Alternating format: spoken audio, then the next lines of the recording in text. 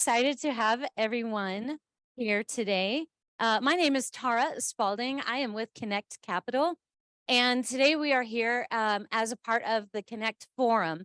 A forum is a really important piece in our nonprofit program where those who have gone through our mentoring for preparing on speaking to investors and just articulating their business plan and their opportunity to grow. Well, today is where during the forum, they do these pitches for you to hear, and it's like an introductory 10-minute pitch. And we'll have a panel of judges who are, in fact, active investors provide feedback. But today is a very special Connect forum because we have 5 amazing founders pitching today, of which 4 are going to proceed to the final round competition at the One Utah Summit, which is being hosted on May 1st. Those 4 will have the opportunity to basically win up to $65,000 in cash, which is absolutely huge and very significant for startups. Additionally, today, it's wonderful to see in the audience some of our alumni or previous CEOs and founders here because we have a very special announcement with Alliance Bernstein about a brand new program called Connect Alumni. See if I can get this to work. Cross your fingers. Dun, dun, dun. Yes. All right. I love it when things happen how they're supposed to be. We have a wonderful range of sponsors that have supported our nonprofit, especially over this year, such as Now CFO, Larry Miller Foundation, Boise State, and Synchrony. We're very thankful for our friends at Tanner and Omni and Bernstein, who of course are bringing the alumni program to us. And then we have so many other lovely sponsors and expert service providers that really believe and embed themselves into the Utah startup community. Without their support, without their service, without their mentoring, we wouldn't be able to have so many amazing founders go through our program and learn the important lessons as to what it takes to grow the business. For those of you who are new to Kinect Capital, welcome. You may have known us over our previous name, which was venturecapital.org, but just a few months ago, we changed our branding to basically simplify and communicate who we are. We facilitate meaningful connections among entrepreneurs, mentors, and sources of capital through a culture of kinship. All of us who have experienced entrepreneurism know it's a very lonely and difficult path. And the way you get through it and the way you're successful are by 2 things: by knowing the right people and having the right education experience to guide you during those hard moments. Our impact is to make entrepreneurs more investable and connect them to capital with a focus on women, rural, minorities, and veterans. Our approach is that these past 40 years that our nonprofit has existed, we make quality networking and pitch events such as this, and we help through mentoring and education programs and other resources more accessible to overlooked entrepreneurs. Our promise, and the proof is in the pudding, that more diversity and more connections bring better returns. And our outcome as a 501c3 organization is that we are powered by a community of amazing mentors, such as Greg Keller in the back corner. 60% of the founders who go through programs like this will raise capital in the following 12 months. Pretty amazing. Separately, 80% of the companies who graduate our program are in fact in business 10 years later or have been acquired. Our community is very important of this kinship, and there's 4 aspects. And it's very amazing, and I'm a really great example that you can be of many different types of community members over the course of time and what you need and what you can give. First, of course, the entrepreneurs, such as the CEOs today, who are growth company leaders looking for guidance on how to fund their vision and make it happen. Second, our mentors and our interns that support the mentors. And these are people are clearly the leaders who are growing their understanding on how entrepreneurship is evolving, especially in today's markets. The third, and equally important, of course, are the capital providers. Yes, we work with investors and angel groups, but we also work with family offices, banks, private debt, and VCs to help fuel the entrepreneurs on their path. And most importantly, thanks to our sponsors and foundations who understand the economic impact that our nonprofit does. Our upcoming education and pitch programs are open to everyone to participate in, such as Kinect Essentials, which have online as well as in-person resources. Our next one is June 21st, and it's covering due diligence, which is probably one of the most understated but most important aspect on fundraising, huh, Carlton? And then next we have on August 3rd, valuations and cap tables, and oh, how that's been changing. And then October 19th, investor relations. And if you like this forum, we have more coming up, as well as a really amazing demo day. Smart City is an accelerated program that's happening right now. And at the end of June, KeyBank is sponsoring this. We'll have 7 companies present how their innovation and technology is making a city like Salt Lake City all the better. Of course, other cities as well, but hey, we like Salt Lake. And then, of course, we have We Rock for the Women Entrepreneurs Forum coming up. Plus, we have another forum in November. Now, before we kick off the Deal Forum and introduce the founders, I'd like to take a really special moment as I proudly announce the Kinect Alumni program. You probably saw a couple of messages on this, but this photo is a testament as to how quickly and how strong and powerful those CEOs who graduate from our mentoring and our pitch events can actually remain connected and stay involved and support each other as their financial needs and capital needs mature and change to fit their business growth. So, first question that I've been asked often are like, who are your alumni? Well, it's the CEOs, as I mentioned, that graduate from our program, and they've closed capital or in the midst of closing capital, because we all know that doesn't happen overnight. These are people who need more advanced high-end guidance to continue scaling the business, and the alumni will be clustered according to their business stage, interests, in industry, so it becomes a very self-supportive group. The Kinect Capital Alumni Program is an invite-only community of entrepreneurs. And of course, as mentioned, it's starting from early stage to series, like all stages of growth. And our strength is our community.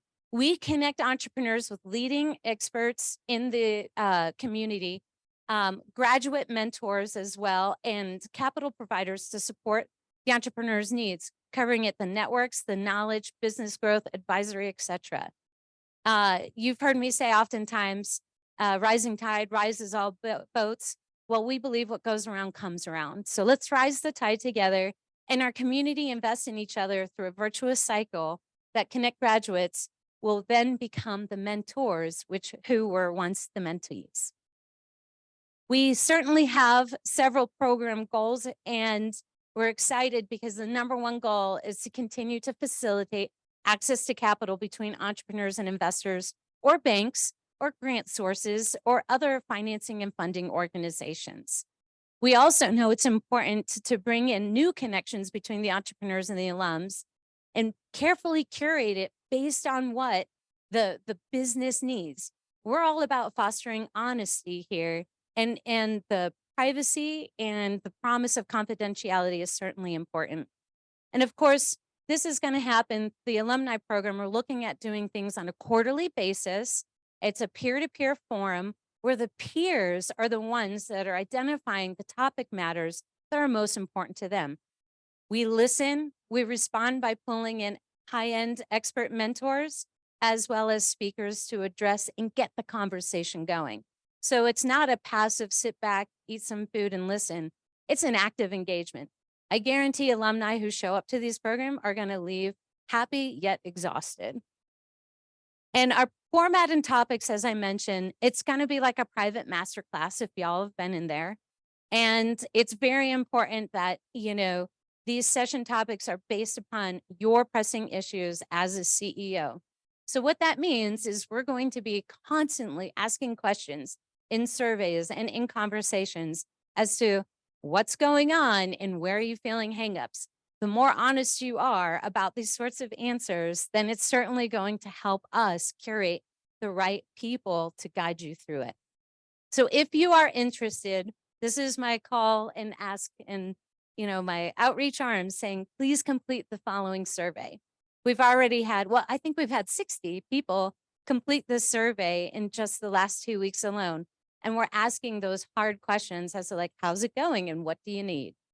And the more that we get on the survey, the better we'll be able to curate. The other ask I'd like is that if this is something interesting and you're compelled about, we'd like for you to consider joining our advisory board. And in fact, we have a few people here tonight from Bernstein as well as from our advisory board who are the initial, what I would say, brain power pulling this together. So during the break, after the pitches, if you're interested in learning more, or if you have ideas as to where problems are and topics, please find Ty, myself, Peter, Cameron, Tyler Maloney. Sorry, you look like you're invisible right now, but you're not. There he is. And there you are, the future member.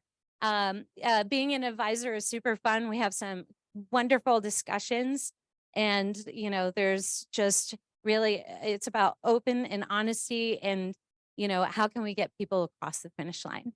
So I'd like to say thank you very much for listening to the alumni. There'll be further announcements later. All right, so the next thing, oh, it's already in here, excuse me. Go back to slideshow. I thought it was in a separate presentation. It's just the next slide. Let me bring back to the Kinect forum as to why everybody's sitting on pins and needles to see who's gonna win. It's the battle of the final four. So again, we have 5 people presenting today, and 4 are going to proceed to pitch in Clearfield, Utah on May 1st in the evening. Our contenders are Dentacore, Pay Rent, Sawtooth, At-Home Articulation, and SRT Labs. Now, for those who don't understand how painstaking it's been so far, here's just really quick rundown of the steps. These CEOs have participated already in Kinect Capital networking and education programs. Then they completed an online application for this, which certainly isn't easy. In fact, I've received a couple of gripes about it, which I'm chuckling about. But then we chose the top 10 who were interviewed and then selected. The top 10 CEOs were given a 4-week pitch mentoring program. And then the top 10 also pitched at Kinect Forum, and it wasn't yesterday, it was on Monday. And they were scored by separate independent panels of investors on their product, market, team, innovation, and growth opportunity. Out of those, we took the top 5, and those are the ones that are here today. So this is how it works, because we certainly need full audience participation. Each company will be given a 10-minute pitch. They're going to pitch right here on this deck. The judges, I'm going to pull up in a second, are going to be asking them a couple of questions at the end. And then the top 4 companies will proceed to the One Utah Summit. Our finalists will be announced by the judges at the end of the program. So any questions about how this forum is working? Okay, awesome. All right, the One Utah Summit competition. Kinect Capital is just honored to be one of the partners here.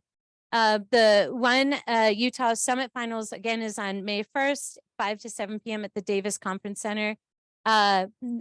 You want to talk about pressure today? This is nothing. The governor is going to be one of the judges, as well as Susan Johnson, who runs Futura Industries, and Amy Edwards from BioHive. And so, no big deal, super easy. But it's really exciting.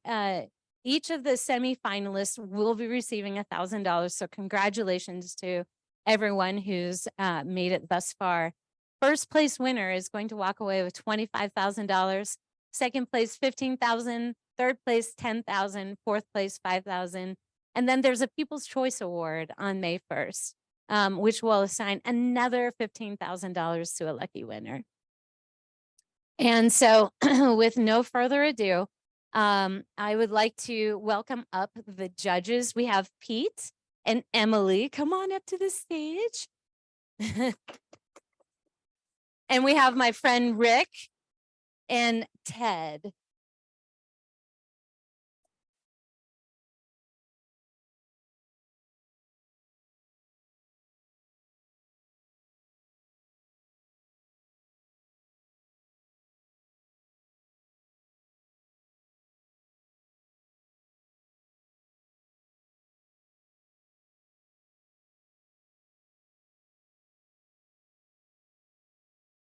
Our first presenter is Greg Scott from SRT Labs. Greg, I'm going to bring you on up.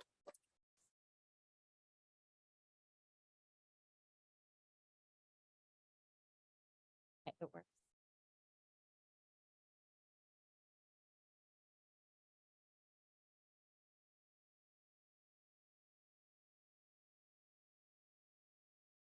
Hello, everybody. My name is Greg Scott. I'm the founder and CEO of SRT Labs.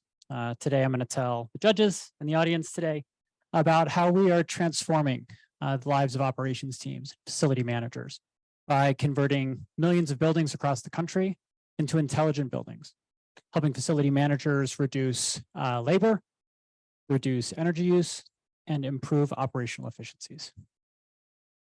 Now, the problem today is that buildings were built at a time to operate when facilities were built at a time when people worked 9 to 5 and when energy was cheap. And we're in a situation now where neither of those are really the case. More people work remotely now than ever before, and energy is neither cheap nor plentiful. And in order to address this, operations teams are told to implement technology as if it will solve all problems, which it certainly helps, but it leads to facility managers having 14 different apps on their phone with no cross-platform analytics and certainly no automation across these siloed systems. So without this connected ecosystem, operations teams aren't able to maximize their potential savings. They're not able to effectively use their labor staff. They're not effectively able to use their resources, and they're certainly wasting opportunities on energy. So what we do is we provide an enterprise software platform for operations teams to monitor, analyze, and automate their buildings, campuses, and cities. So the goal with our platform is to connect these siloed systems to improve operational efficiencies, allowing to save time, money, and energy, as well as reduce risk and liability for those teams working in those buildings. And we provide these cross-platform insights with real-time notification and alerts, but especially with automations, allowing data from one system to augment and create an automation in a totally different, previously disconnected system. And we do this with our M1 platform. In neuroscience, the M1 represents the primary motor cortex of the human brain. It plans and executes movement based on outside inputs and influences. This is really what we do for buildings. We tap into Internet of Things devices, service robots, building automation systems, and we take that data to then be able to create an action in a totally different system in another part of the building that improves the operational efficiency and overall operations of the building. We provide intelligent analytics and proactive alerting to those facility managers and those operations teams. And frankly, we don't care what that hardware is. It could be a service custodial robot. It could be a soap dispenser in a bathroom. It could be a building automation system controlling HVAC. And by tying all of these together with our patent, we're kind of that glue that brings together the data across a building. Now, we focus on facility managers who are responsible for campus-based facilities and complex operations. And today we're focusing in 4 specific target markets, our target customers: federal government, specifically the Department of Defense, commercial real estate, higher education, and municipalities. And today we have deployments in each of these areas and many more in the near-term pipeline, which we'll get into. And what this actually equates to, with over 10 million buildings just in these 4 areas, provides a $255 billion total available market. And with our existing deployments and our current traction, we are on target to capture 7 billion of that over the next decade. Now, we live in Utah. We love Utah. Who doesn't? We want to continue to grow in Utah, and we're focusing our technology in specific areas that impact the lives of Utahns. With occupancy-based energy optimization, we work with higher education institutions to take that room reservation data. Chemistry 101 is in this room at this time, and then there's a gap, and then there's another class. Well, for that big gap, they're still climate controlling that room at exact tight tolerances, but the room's empty. So being able to micro-control the HVAC settings allows for runtime savings and energy savings, which results in 68% of the time trimming the use of these otherwise empty rooms and saving 25 cents per square foot of reservable room space at a university. Similarly, we're working with municipalities across Utah. We recognize that water is a problem today across the city. And as one of 5 companies that was selected for a statewide sole source procurement contract, we're positioned to deploy our software to municipalities across the state to support water management and infrastructure systems. And that actually leads to our capabilities in the wider smart cities place. As we connect the water systems, the infrastructure of those cities, we're working with cities like Vineyard on traffic monitoring and trail monitoring to take that data so that they have actionable information they can take to the state for future grants and budget requests. And that's actually led directly to a new contract we have with the Kingdom of Saudi Arabia. So being able to utilize our technology with one of the most forward-thinking cities in the state, as well as one of the most forward-thinking smart cities countries in the world, is a fantastic opportunity for us to continue to expand the deployment of our software. Now, with our business model, we follow a land and expand model. We do have this implementation upfront integration component for our enterprise software. And then over time, we manage that data, the reporting and the automations for that customer, being able to kind of create this situation where we're sticky. And over the course of 5 years, our average 5-year contract, we're seeing 70% of our revenue comes from recurring and maintenance agreements. Now, we do a lot of this with our partnerships in order to create an ecosystem of data from across facility and city infrastructure. We partner with our technology partners, these companies that have the hardware, and in some cases, software platforms, where we tap into those and they're part of our ecosystem. And then over time, we grow those to distribution partners where these distribution partners have seen our software. They like the fact that it's using their hardware, and now they are reselling our software for us, including our strongest partnership right now with Siemens, where next week we are training 450 of their national regional sales managers to sell our product on our behalf. Slightly larger team than we have today. Now, our goal is then to take our distribution partners, say Siemens is the best example, and transition them to acquisition partners. So by laying the groundwork now, demonstrating our capability and our partnership with them, it leads us to future acquisition plans. Here we have our simplified customer pipeline. We have traction and some customers in government agencies and commercial real estate, but today we are really focused on higher education and municipalities. There's $190 million that was released at the end of last year and expecting to have a similar amount this year from the state of Utah to focus on water metering infrastructure technologies, and being one of the 5 companies that's been selected to provide this service gives us a massive opportunity to leverage as we grow here in the state. And similarly with higher education, I gave some of those examples. We're focused not just here in Utah, but also in the Mid-Atlantic region on universities where we can save them energy. And in partnership with Rocky Mountain Power, we're working on being able to provide energy credits up to 70% of the implementation cost of our software, making us even more attractive in the higher education space.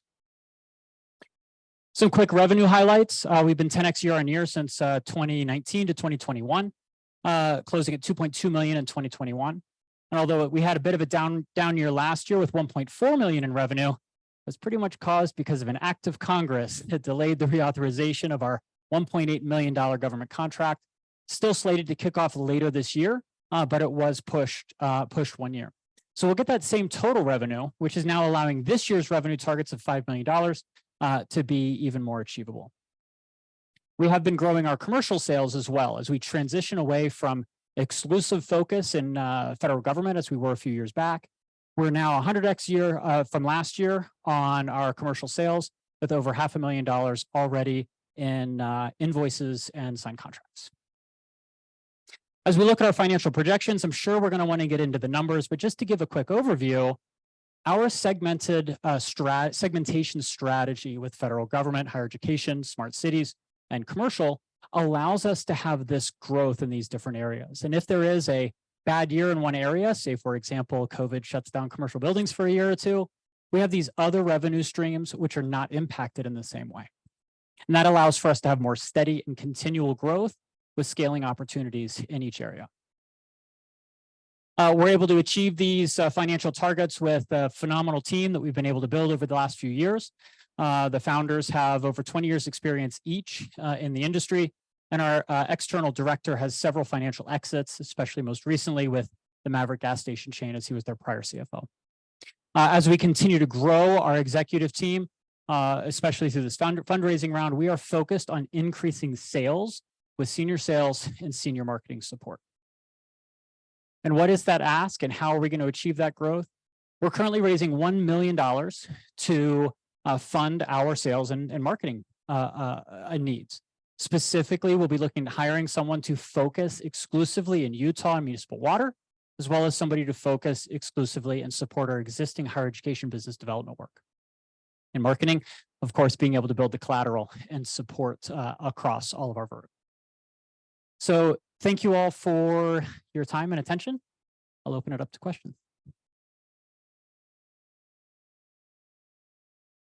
Greg, great job. Okay, I'm going to hand you guys a mic.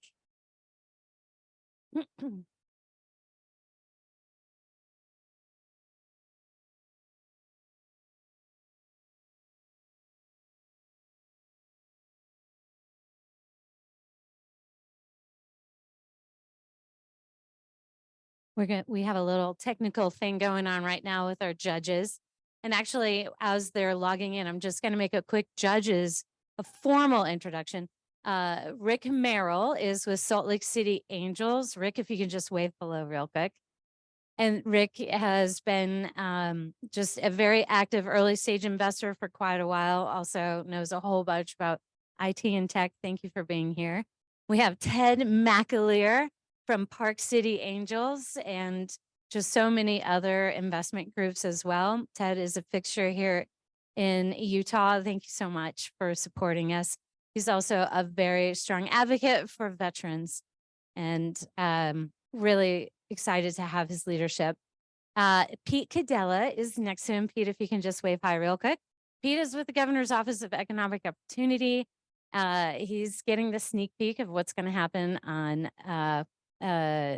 Monday, which is fantastic. Thank you, Pete. Now, welcome to the hot seat where you get to critique others. And then my dear friend, someone I admire deeply, is Emily Klinger. She's with RevRoad, right down the road. RevRoad is a venture accelerator. They also have a capital fund. They are doing amazing things too with their 2-year accelerator and investment program. Emily, thank you so much for being here. All right, so what we're going to do is we're going to I'm going to time you guys like 7 minutes of questions. So be direct. Are you guys okay with passwords and everything? Okay, awesome sauce. So I'm going to hand this back, and then you guys have to do pass the mic. Okay, thank you. Go ahead. Yes, since I got the mic, I guess I'll start. I love the idea, the TAM and the SAM, but it seems like for a small company trying to target 4 different industry verticals, I know you're targeting 2. Out of those 2, where do you see 75% of your revenue coming from in the next 12 months and 24 months? Because as you're, Greg, as you're growing out your sales and marketing team, it's tough to grow sales and marketing teams that concentrate on more than one beachhead. And so it seems to me that you've got to pick a favorite and then a secondary, and then have the other 2 be tertiary and 4th place. How do you think about that? So as we're looking specifically at this year, well, let me take a half a step back. Federal government and government contracts that we've had and we continue to have contract extension for will provide a nice solid foundation for revenue and technology growth. And that for us is a priority, not our highest priority, because we don't see the scalability coming from federal government as we do on commercial. Where we see in the next 24 months, our strongest sales is most certainly in the Utah water and smart cities applications. There's significant need in Utah, and there's significant funding opportunity in Utah. So having that sole source contract is one that we can leverage and really where we're focusing our hiring on right now. Now, we've been in the higher education space, and that's where we have been selling. The target time for really getting into capital expenditure budgets is the earlier part of a calendar year. So as we're now shifting out of that phase, we're going to be focusing the existing team that's working on business development and higher education back onto the water side. So when you ask specifically where's most of our revenue, actually by the numbers, about 65% of our revenue this year is expected to come out of secondary water and municipal applications. Greg, I think I heard you mention a patent. Could Mhm. you describe what that is? Yes. Our patent is on map-based frameworks for the integration of robotics and IoT devices in the same framework. And it covers two things. It covers our core data management of our platform is position-based as opposed to time-based. So being able to have position-based data, position allocation to every piece of data that comes into the infrastructure allows us to basically say that robots are moving IoT devices, but it allows us to treat them in a very similar way. And it allows us to provide this map-based capability from a data management perspective. The second part of that is actually the visualization that goes with it. So being able to visualize these types of devices in the same ecosystem is the second half, the smaller part of that patent as well. We'll talk about competition. You feel like you've got a corner on this market? Are there competing products? Yeah, and actually, back to our partnership slide, which I can't share back again. All of these 38 technology partners that we currently have are potentially competition, right? You know, Siemens has their own building automation interface ecosystem. Lutron Lighting has their system. There's a handful of others. But once a customer actually wants any two of those, now they've got the multiple apps. And they need us to come in, or they need a company like us to come in and bridge those systems. And our competitive advantage is actually based on the patent, because we are one of the only companies one of the very few companies that can bridge building automation. There's a lot of groups that just do building automation. There's a lot of groups that just do IoT, and there's a couple of groups that just do robots. The fact that we bridge all of those in the same ecosystem is certainly a competitive advantage in that space as well. Okay, my question's around your contracts. What's your average contract size and how many do you have right now? So average contract size does depend on which of the verticals those are in. Our average contract size in the Department of Defense is over $1 million a pop. Our current contract extension is 1.8 million over 2 years, so just under $1 million a year. Okay. On the commercial side, it's a little bit lower. In the higher education side, we're looking more about 150 to 200K as an entry point in higher education. Okay. My second question is, you have a signed partnership that you said you're onboarding 450 of the operators. What's that onboarding process like? How intensive is this? What's the sales cycle of this? Sales cycle I can't answer because it's brand new. But the onboarding process, we've had a partnership with Siemens for just under a year. We've been working with them to ensure the technology aligns, to ensure that the partnership capabilities align, and we're now finalizing the reseller component of that. So the last stage of that reseller distribution partner step is that we present and provide collateral to their quarterly sales meeting, which is May 8th or something to that extent. And that's where we're pitching to the 450 account managers who are required by their contract to either be there live or to watch the video afterwards. So being able to have the pricing model in place and the collateral for them, they will start selling our product by the end of this month.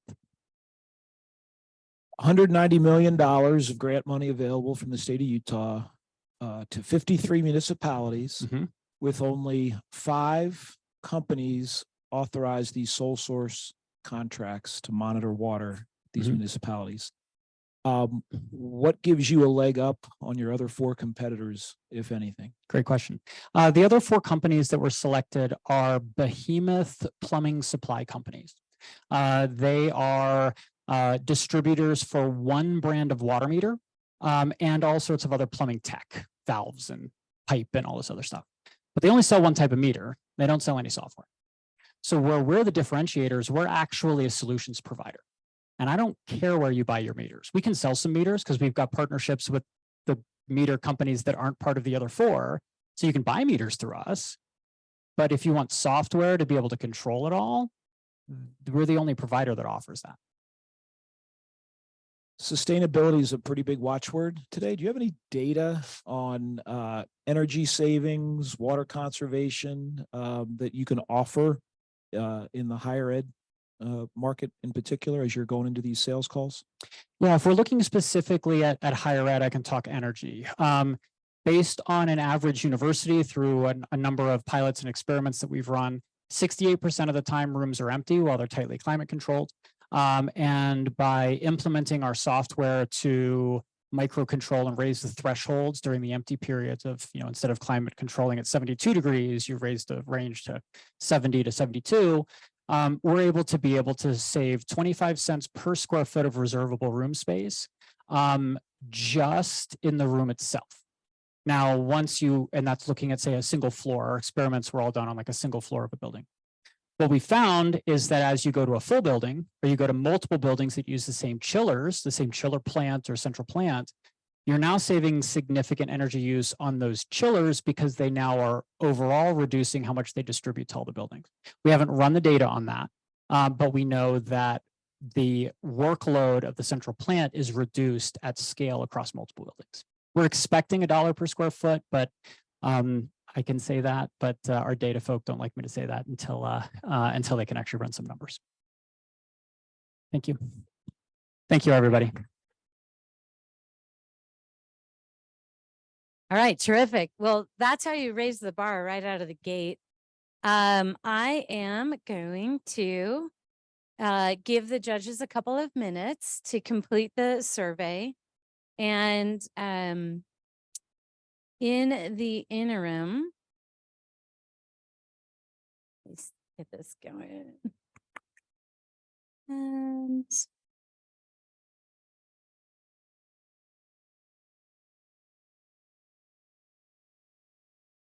that works. I'm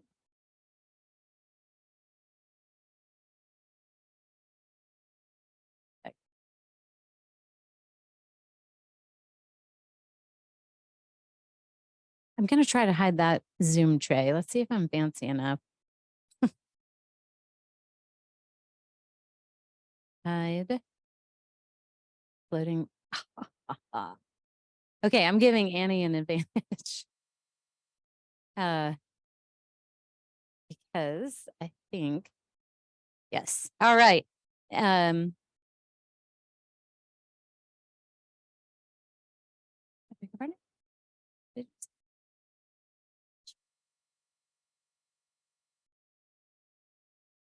Okay. You want to see if it works now? Okay. Thank you, Peter. I love it. I love when people come up to me and like, this is what you need to do, Tar. I can see you're struggling. I see the wheels turning, not going as fast as I should, but it's all good.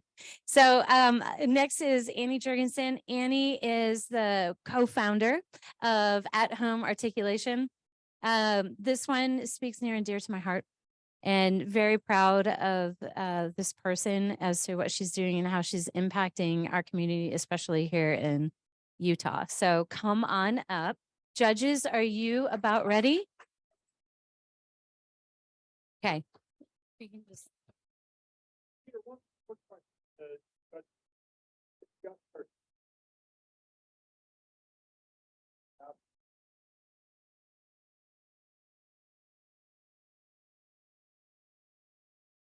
If you don't mind us putting our preliminary report back. That way. For those who are home, and Ted McAleer, one of our judges, asked a really important question, which is like, hey, can we change our scores? Because, first one judging is kind of judging like on an island. Very important point. So a little bit more color about the judging. Thank you, judges, for putting in your comments into the spreadsheet. We're going to compile them, but you four will make the decision after reviewing all of your judges. So don't write anything nasty about each other's judging. So keep that clean because you're going to share that amongst yourselves. All right. So that's it. Annie, all you.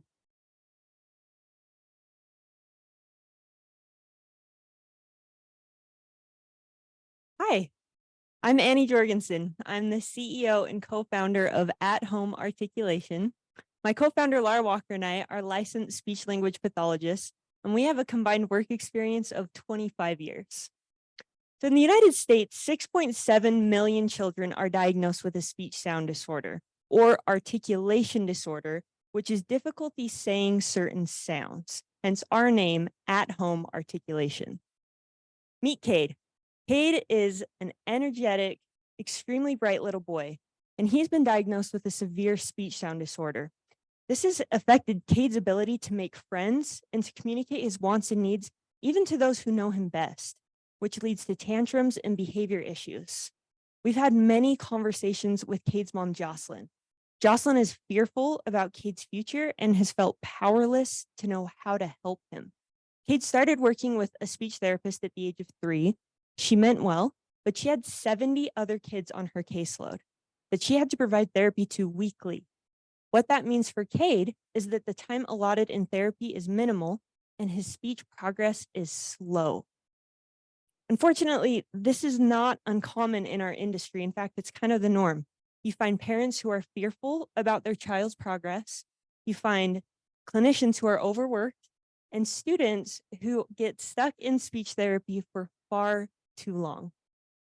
At Home Articulation is a health tech SaaS platform that bridges the gap between home and the speech therapy room. Within the app, which you can find on your phone, on a tablet, on a computer, parents find instructional videos and tips and tricks, teaching them what an effective home practice actually looks like. Parents are now empowered. Our games are way more fun than a crumpled up worksheet at the bottom of a backpack. Kids are now engaged through gamified learning. And we have clinicians who can send homework directly to a parent's inbox in less than 10 seconds. We take it from there. We've lightened the load of clinicians. Students who are working at home with an empowered parent are moving more quickly through the speech process, lightening the load of clinicians by leaning out their caseload sizes. We are solving a broader problem here. Now, there's nothing quite like at-home articulation on the market. There are companies that provide resources to therapists in the speech therapy room. There are others who provide resources to parents at home. We are an approachable tool for clinicians and parents, and we bridge them together. So let me just quickly show you what we have here. This is our game menu. These little icons, these little turquoise icons that you see are brief instructional videos for parents, quickly teaching them about the speech process. Parents are already feeling empowered before selecting the game to go into play with their child. Now, within the games, you find targeted flashcards. And within a targeted flashcard, again, little instructional video here, quickly teaching a parent how to actually do this. What does home practice look like? We watched parents try to practice previous to us doing this. And once they didn't know what to do, they stopped practicing because they didn't want to make it worse for their child. So we've shown them, this is what it looks like, keep going.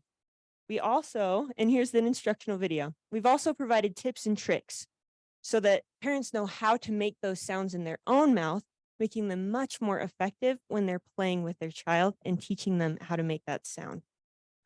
Gamified learning has been demonstrated to increase motivation and engagement in students.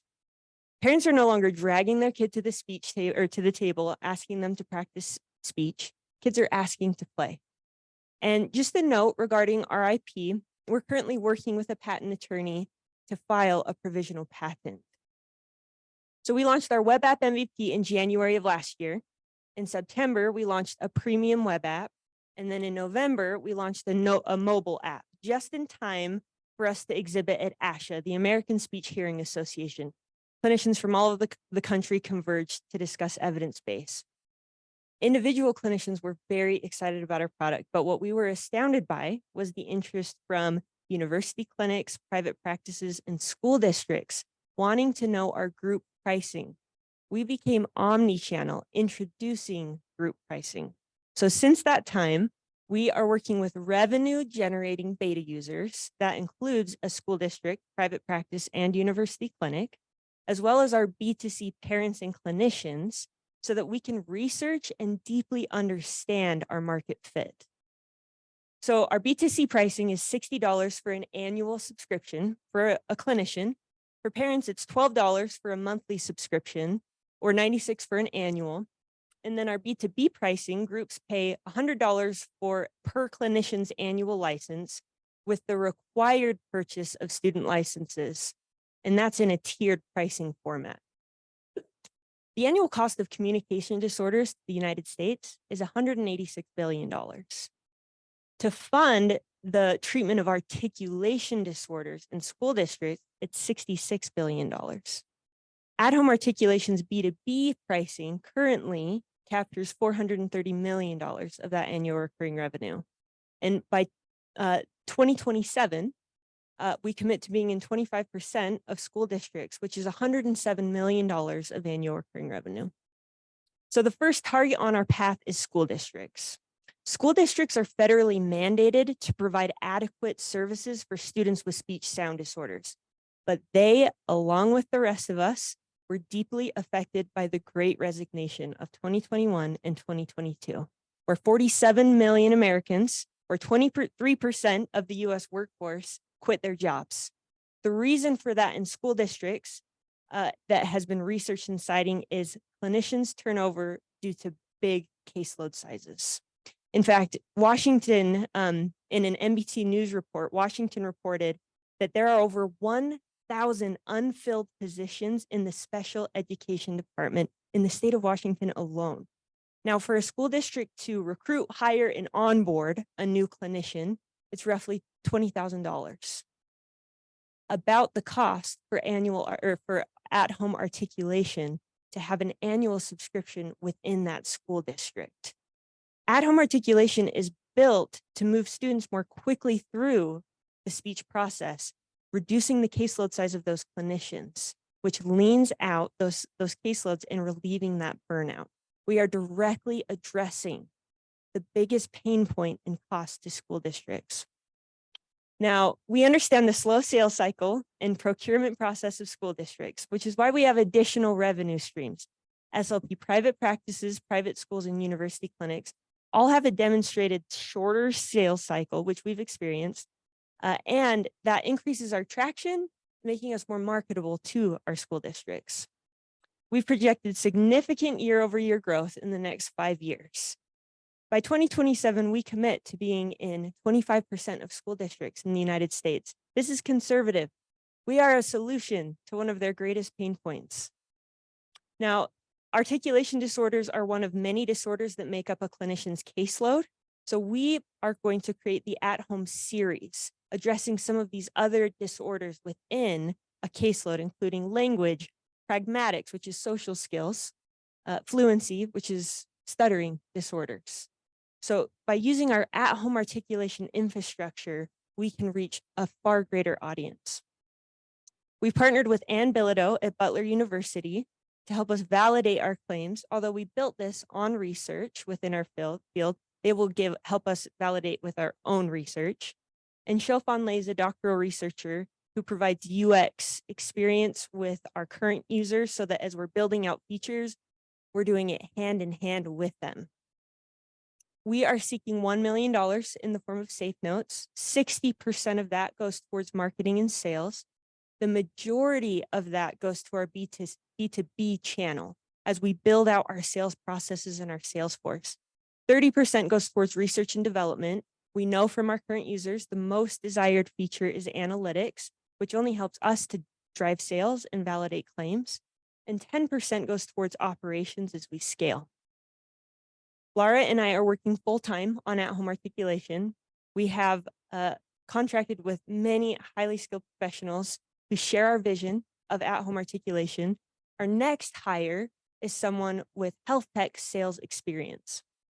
And we are so grateful for our advisory board. Miley Keone, Alex Lawrence, and Kurt Workman all have experience relevant to our space.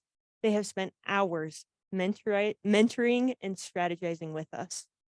Remember Cade? So Cade and Jocelyn were early adopters of at-home articulation. After using at-home articulation, Cade no longer qualified for speech services. He graduated. In Jocelyn's words, at-home articulation fills an important gap for kids like my son. We are looking for partners to help us create more success stories, just like Cade. Thank you so much for your time.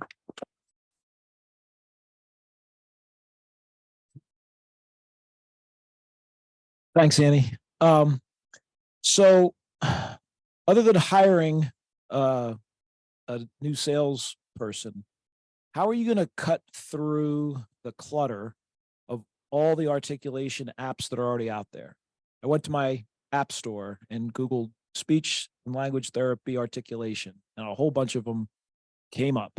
So how are you going to cut through that clutter and convince school districts that you've got something that the dozens of other products out there don't have?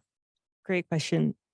By giving them information to their own district, right? So through those analytics, we can help school districts see, here are the number of students that are using your product, right? And you can compare that to those who aren't, and compare how much faster those students are moving through the speech process. And that comes through analytics. So we are actually currently in the process of working with a couple of school districts close to us to have them start using the product with those analytics in place so that we can demonstrate that data to them. Yeah, thanks, Annie. Great work since the last time I saw you at WeWork. It looks like you're making great progress with Laura, so kudos for that. Related to your next year financials, you show us a 5-year projection. I think you're planning to do 235,000 this year and then something in the 2 million range next year. Explain to us what goes into the 2 million assumption next year. 5 school districts, however you get to that number. Yep. So that looks like 8 school districts this year and 20 next year. And that also includes 18 private practices this year, and next year 40 private practices. So part of the growth that you're seeing in the financial is very much targeted on our B2B channel initially.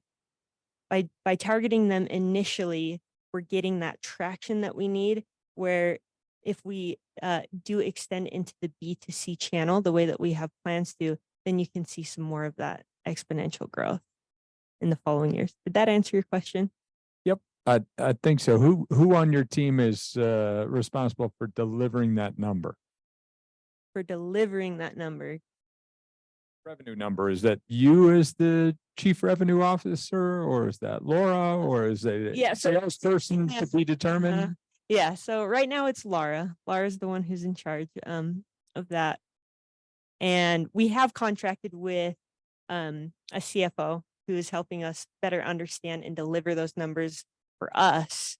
But yes, it would be a next hire that would take over that. That wouldn't be, yes, it would be someone that we would contract with. My question goes along with the first one regarding a hypothesis, and you're probably working with them to gather some stats that you'll be able to feed to these school districts. But you've mentioned that this is faster and it can get a student through speech therapy faster. Do you have an anticipated timeline that you think this will be faster? And is it because of the workload is lowered, or is it because the actual games and things that these children are doing are better? Is there something extra, like literally built into your app that clinicians aren't doing? Tell me kind of that split and what your hypothesis is there. Yes, great question. So, I mean, learning speech is a movement in your mouth. So think of learning the piano, right? You can have a session with the piano teacher, and if you don't go home and practice, your ability to progress to that next session and the skills that you need in the next session is dramatically slowed. So the evidence that we created at home articulation with is called a 5-minute kid program, where they watched kids rather than doing big, long treatment sessions. They just did 5 quick minute sessions throughout the week. And those kids dramatically increased their ability to move through speech therapy. So by doing it there and at home, now you've doubled that ability for the child to have what we use in the speech world is generalization. So your ability to, a kid walks into our speech therapy room and they start saying the sounds correctly because they're used to that context. But then they step out of the speech therapy room and that speech immediately goes back to what they were prior to walking in the room. So that's a phenomenon across the board. So we're generalizing that to the home so that they're saying those sounds faster and more accurately with that double dose of 5 minutes. What's your market advantage? What do you think stops a speech therapist from seeing this presentation somewhere and developing a similar platform? And how do you deal with competition like that? Yeah, so like I said, we are working right now with our patent attorney. We're super close to finalizing that process with them. Is The that based on the full platform that you've developed? Or? Yeah, so there's a lot of like shared knowledge within the field, right? With any program that comes out like this, where we are patenting certain information are the bridge type features within the app. That includes, I mean, we didn't cover it in here, but there's a whole like chat feature that makes it really easy for parents and therapists to connect. So tools that connect the clinician to the parents, to the family. Exactly. So the patent, not just the features that we have currently developed, but ideas on our roadmap are also included in that patent. And how's that different from telehealth? So telehealth is its own platform as far as licensing per state. There's more red tape with telehealth than there would be for a product like ours because we are not providing the direct therapy. What we are doing is we are an awesome resource for all of those involved in the therapy. So we don't have to go through the red tape of, say, a telehealth platform. We can just penetrate to 50 states immediately versus a telehealth platform. Comment and a question. I know you're not focused on it, but I don't think the B2C market will ever get you to the numbers that'll be interesting to angel groups. It's only going to be the B2B market space. I don't know why you would spend any time on the B2C other than proof of concept at all. So that kind of leads into my question though. What do you see in terms of an exit strategy? So let's say you, in 5 years, you achieve your goal of being in 25% of the school districts in the United States, which is a pretty lofty goal. Who's going to be interested in you? So we've identified there's a lot of both ed tech and health tech players. Health tech are more interesting as far as their ability to acquire in our space. So we know of Pearson, McGraw-Hill Education. There was another one, Instructure. There it is, Instructure, who are currently acquiring right now at-home solutions. So there's a lot of evidence of ed tech companies doing that. Health tech companies is one that we've just kind of more recently opened up and transparently are doing some pretty serious research right now to identify who are those exact players. We have a better feel for that in the ed tech industry, but health tech, I think, is one that we're kind of steering the ship closer towards. Thanks.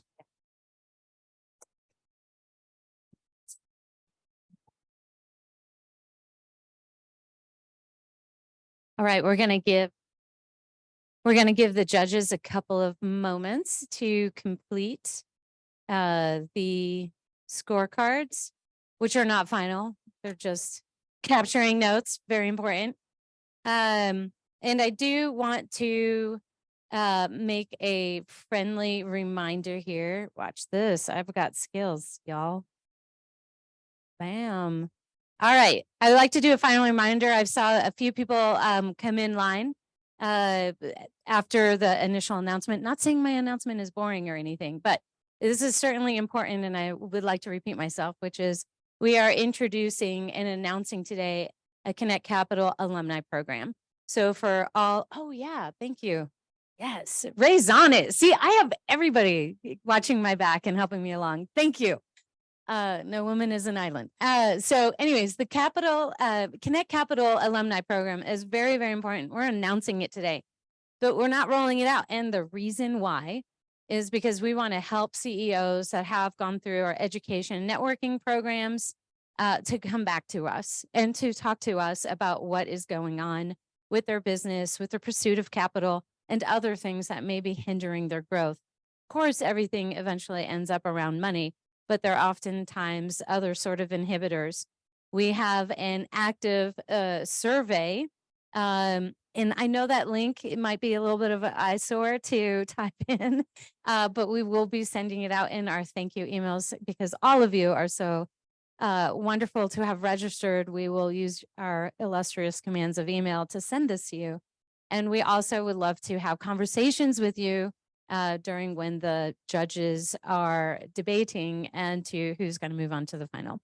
So yes, the alumni program, big doings, help us form it, help advise us as to what's important and what we can do to continue to accelerate the growth of our community. Judges, how are you doing scoring wise? See, I got this. All right, next up, we have DJ with Sawtooth. And if you can come on down.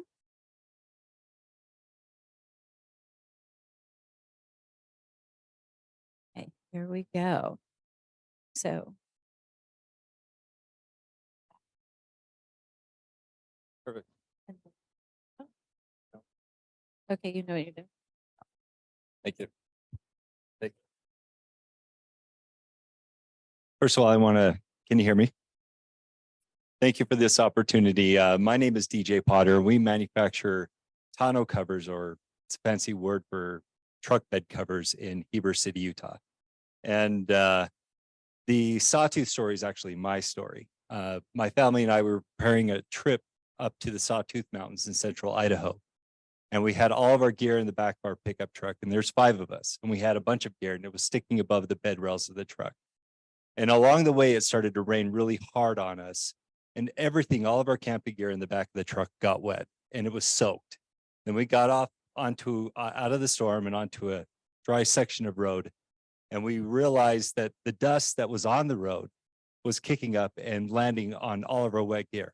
And so when we arrived at our destination, everything in the back was just muddy. And on top of that, we lost some gear along the way. We ended up cutting the trip short, went home, and I immediately started searching for a truck bed cover, tonneau cover. And it turns out there's a, I don't know. Yeah, I don't know what I did. There we go.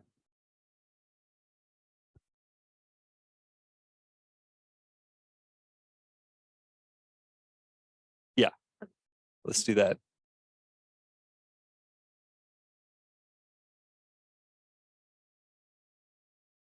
I don't know if I'm pointing, should I point it at this? I don't know. Oh yeah, okay. A little slow. All righty, so there's a ubiquitous problem in the tonneau industry in that everybody makes the same product, and it limits your capacity to load things above the bed rails of your truck. And that's the main reason why you bought a truck. You want the versatility and utility. There's a few other issues with it in that if any cargo touches those tonneaus, it voids their warranty.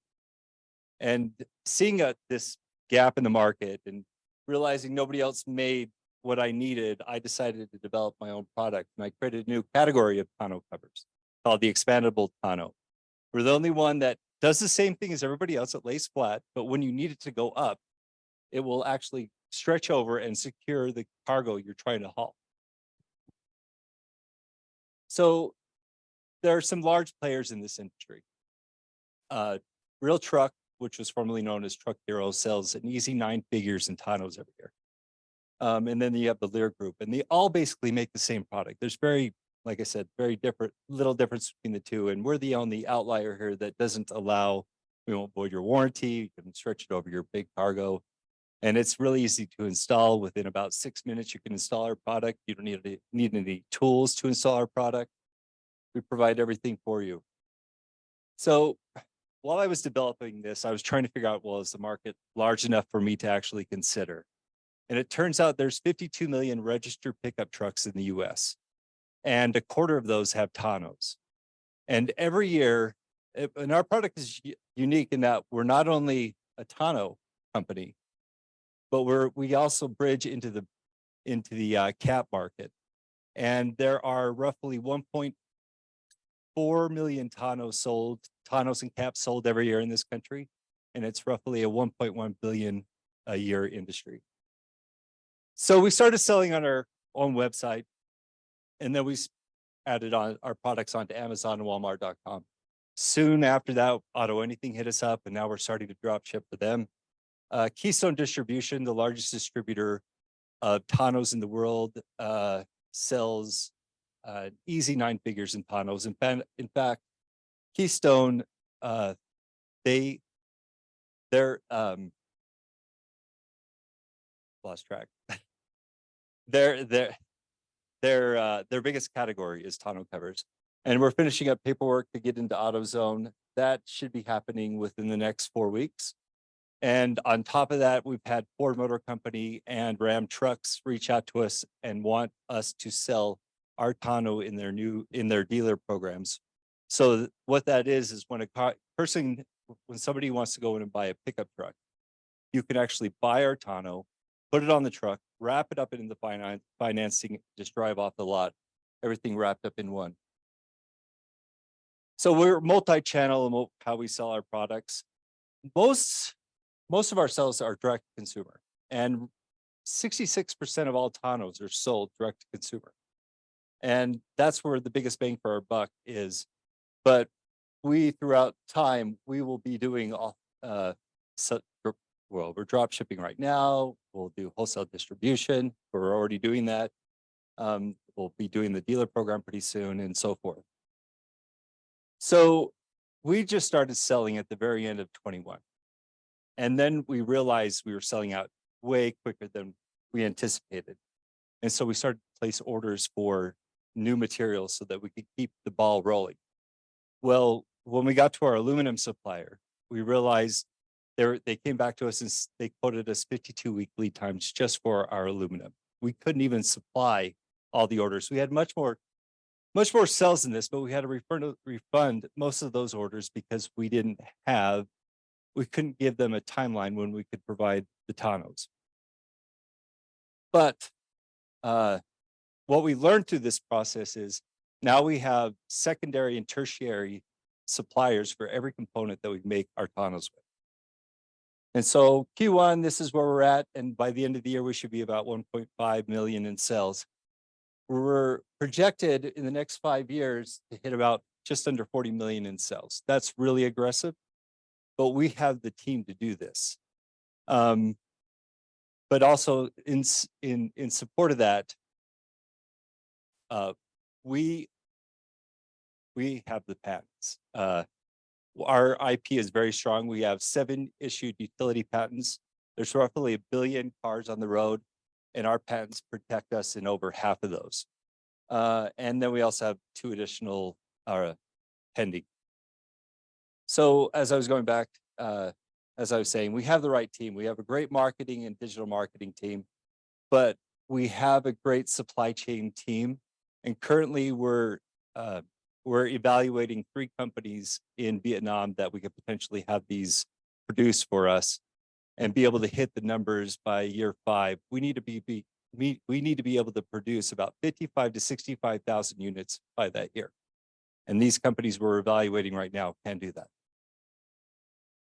So Sawtooth isn't just a tonneau company. My goal is to help build Sawtooth into something unique and and synonymous with like Thule or Yakima, but distinctly American. We have other products in the works, such as this is an image of the Sawtooth surfboard, which will be the lightest and most aerodynamic car top carrier in the world. And in fact, you could hold it like a surfboard under your arm. And when you take it off quite easily off your car, it'll fit into a closet or your garage, and it won't take up big space like the Thule boxes, the coffin boxes. So our goal is to eventually sell this in about 5 years. And here's the most recent and most notable tonneau sales or tonneau acquisitions in the market. There is significant opportunity in this industry. For an obscure industry, very large, Lund, well over 100 million. Even back in 2014, BAK Industries, $124 million. And they all pretty much make the same products. So we're just seeking initially $500,000 on a safe note with a 20% discount. And we think that'll take us to about $3 to $5 million. And most of that will be used for inventory and marketing, direct to consumer. So I want to invite you to help us disrupt this industry. Our competitors know they know that we have the idea. And we just want to be able to grow this and make a significant disruption in the tonneau market. Thank you for your time.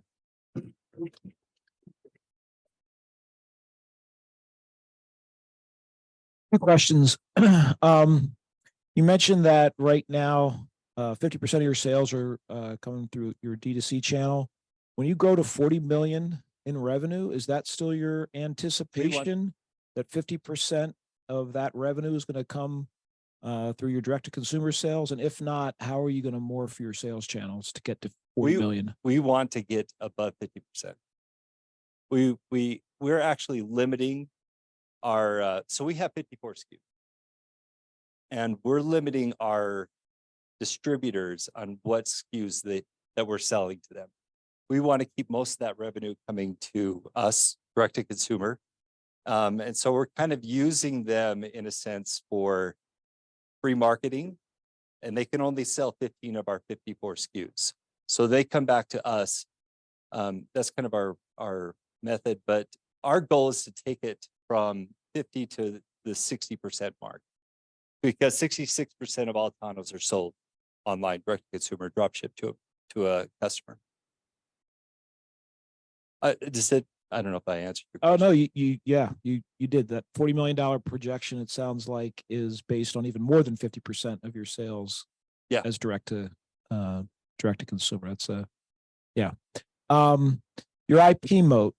Are you saying that no other company out there could design and manufacture a flexible, waterproof truck cover based on the patents that you hold? That we have our patents are really good. We have a lot of broad IP, and anybody that gets into any other tonneau manufacturer that makes anything that touches cargo or expands, they're violating our IP. So nobody else can manufacture a flexible cover. Yep.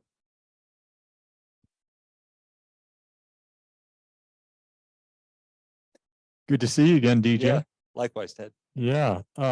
Congrats on getting over the 2022 problem. Yeah, it looks thank like you. 2023 is scaling nicely. What do you think the biggest risk is between your 2023 plan and your 2024 plan? Supply. That's a big step. Supply. Okay. And It's sorry. I don't- where is your supply chain? So out of the supplies you need, we heard the challenges you had in 2022. Out of the supplies that you need, what percentage of them are U.S. based supply chain? Most of our components come from the U.S. Okay. All right. Good. And then what do you think the weakest link on your team is, that if you started to accelerate quickly, you want to hire more people in that area?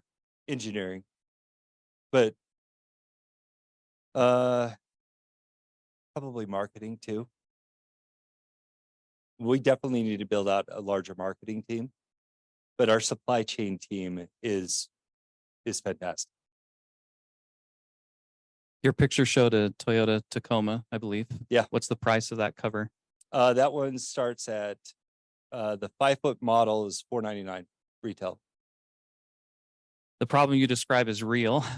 I've experienced my brother has. We came up with different solutions. So I love your solution. Thank you. Talk to me a little about your marketing. Like what kind of online keywords you're going after? What kind of paid ads are you doing? How are you positioning this online? So we just started doing paid advertisement. We've primarily, well, we started about 2 months ago doing paid advertising. All of our sales have been SEO prior to that.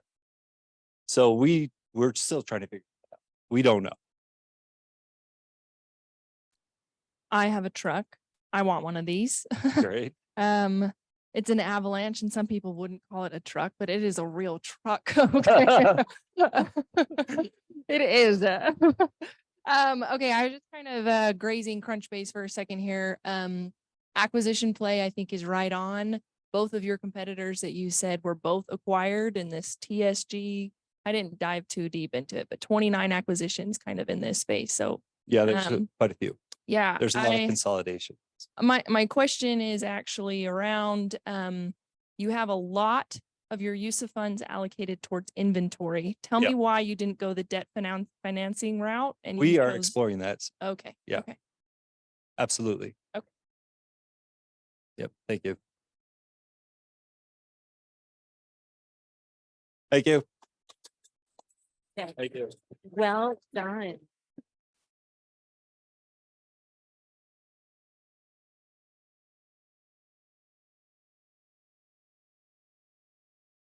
All right. As we give our judges a few moments to skip. There we go. As we give our judges a few moments to complete their questions. For those who are new, certainly welcome. I would love to share with you some of our upcoming events because y'all are invited. If this is what we call a forum, where people who have gone through our mentoring program get to pitch and explain their business and the investment opportunities, which were guided by like over 100 hours from each of our mentors. It's an amazing process. Our forums are really fun events, always offered virtually and in person, or always virtual, and are recorded because they're wonderful learning moments as well. And again, these are safe and secure opportunities. These aren't actual investment pitches. So feedback like these questions are very, very helpful so that when they do get the right connection made and the true pitch is in front of a VC group, they're polished, they're ready to go. They've already had the questions asked to them and they've already been given the advice from the mentors. Our next one is the Kinect Demo Day for smart city companies. We have 7 companies pitching. There are also wonderful demonstrations as to their technology innovations. Why we call it Smart City is because each of these have an innovation that will better our city. And it's just absolutely fascinating. The June 29th program is happening at Industry. It is sponsored by KeyBank, who will also be talking about technology investments as well. So please certainly attend, if not in person, virtually online. Judges, do you need more time? You're good? Okay, awesome. All right, next up, get ready for Carlton Van Putten. And, oh wait, hold on a second. I should share the screen to just present it to the room. Yeah, details. Yeah, and then there's a magic button that if you press, everything goes away. So don't do that one. Yeah. Oh, wait, hold on. I know. Hold on a quick second. Let me just do this one more time. And then play. Okay, I think that worked. And then, yeah. Shoot.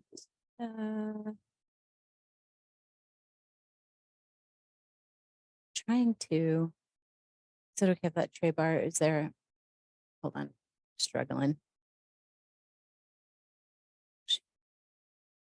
Hold on. Or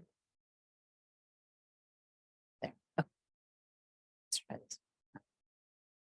Yeah.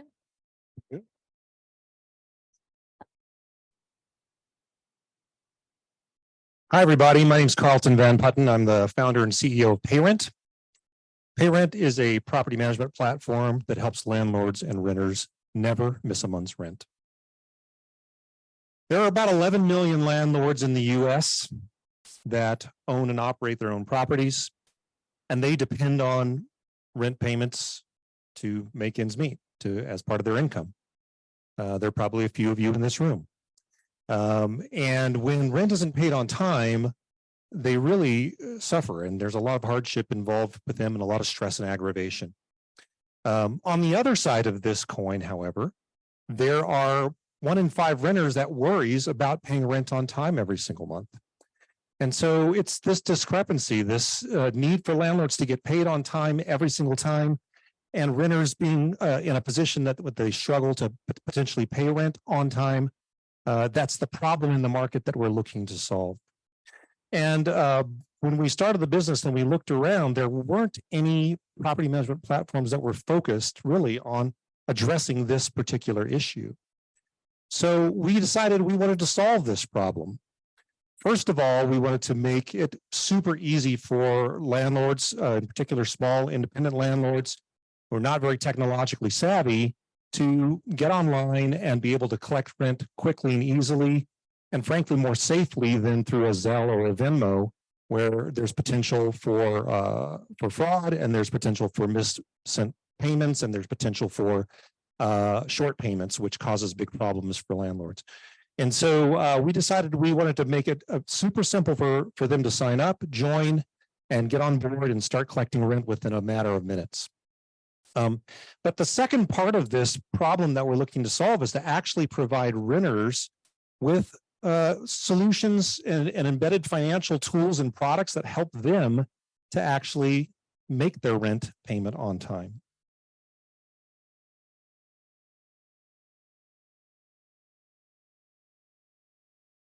Frozen. Hang on.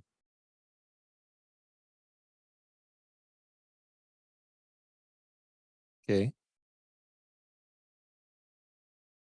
There we go. You think I need to tap that? Oh, yeah. Okay. So why is now the right time for something like this? Well, first of all, US rental growth is continuing to expand. It's a large market. There's 43 million renters in the US, and that's growing over time to 48 million in the next 10 years. The second factor that makes this the right time for something like this is that rent costs continue to increase as a percentage of household income. 10 years ago, it was 33% of someone's income. It's closer to 40% nowadays. And of course, that leads to the third part of this, which is that because of the way people are paid, which is weekly, more gig workers, and more different types of pay schedules, you know, when we talk to people on our platform, 20% of them would really like a more flexible way to pay rent. But this is not something that landlords can actually afford to do. They need their money up front. And so we bridge that gap. Today, we offer simple PropTech software. They can sign up, they can screen renters, they can do all the stuff that other platforms can do. But where we've added value and where we're creating value is with the tenant, right? So we introduced a program on our platform called Rent Cred Rewards, which rewards renters for on-time payments. We did this during COVID. We increased our on-time payment percentage on the platform by 18%, just by introducing some basic rewards for them that incentivize them to pay on time. So we integrated a buy now, pay later partner of ours called ZipPay, QuadPay at the time. But ZipPay offers emergency cash. They'll right there in our platform, for someone that's paid on time, has a good on-time payment history, they'll get up to $500 of emergency cash, no interest. We charge a one-time transaction fee, and they pay it back to the buy now, pay later platform. That's unique for us. There is no other platform that's doing that on the market. There are some other standalone products like Jetty or Flex. These products, you have to go and sign up separately. You have to figure out how to integrate this with your rental payment system because it's not a part of the system. And it's just a much more cumbersome way to actually borrow money if you need to. And we do it in a very inexpensive, non-predatory way that helps renters to make that payment. Secondly, we offer a credit boost for them. So when they pay on time, they can report to their credit bureaus. We have relationships with all three, Experian, Equifax, TransUnion. It's not actually an expectation that rent gets reported to credit bureaus, and it helps to improve your credit pretty significantly. Other folks, it's more difficult to do as a third party to do this, but we have integrated this into the platform and we do this today.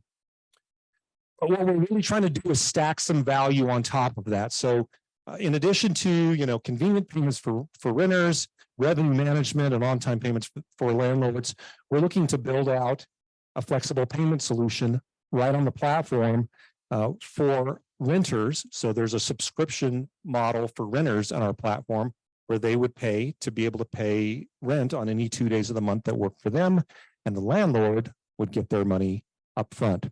This would be underwritten and funded by a third-party company. This is not risk that we would take on our balance sheet.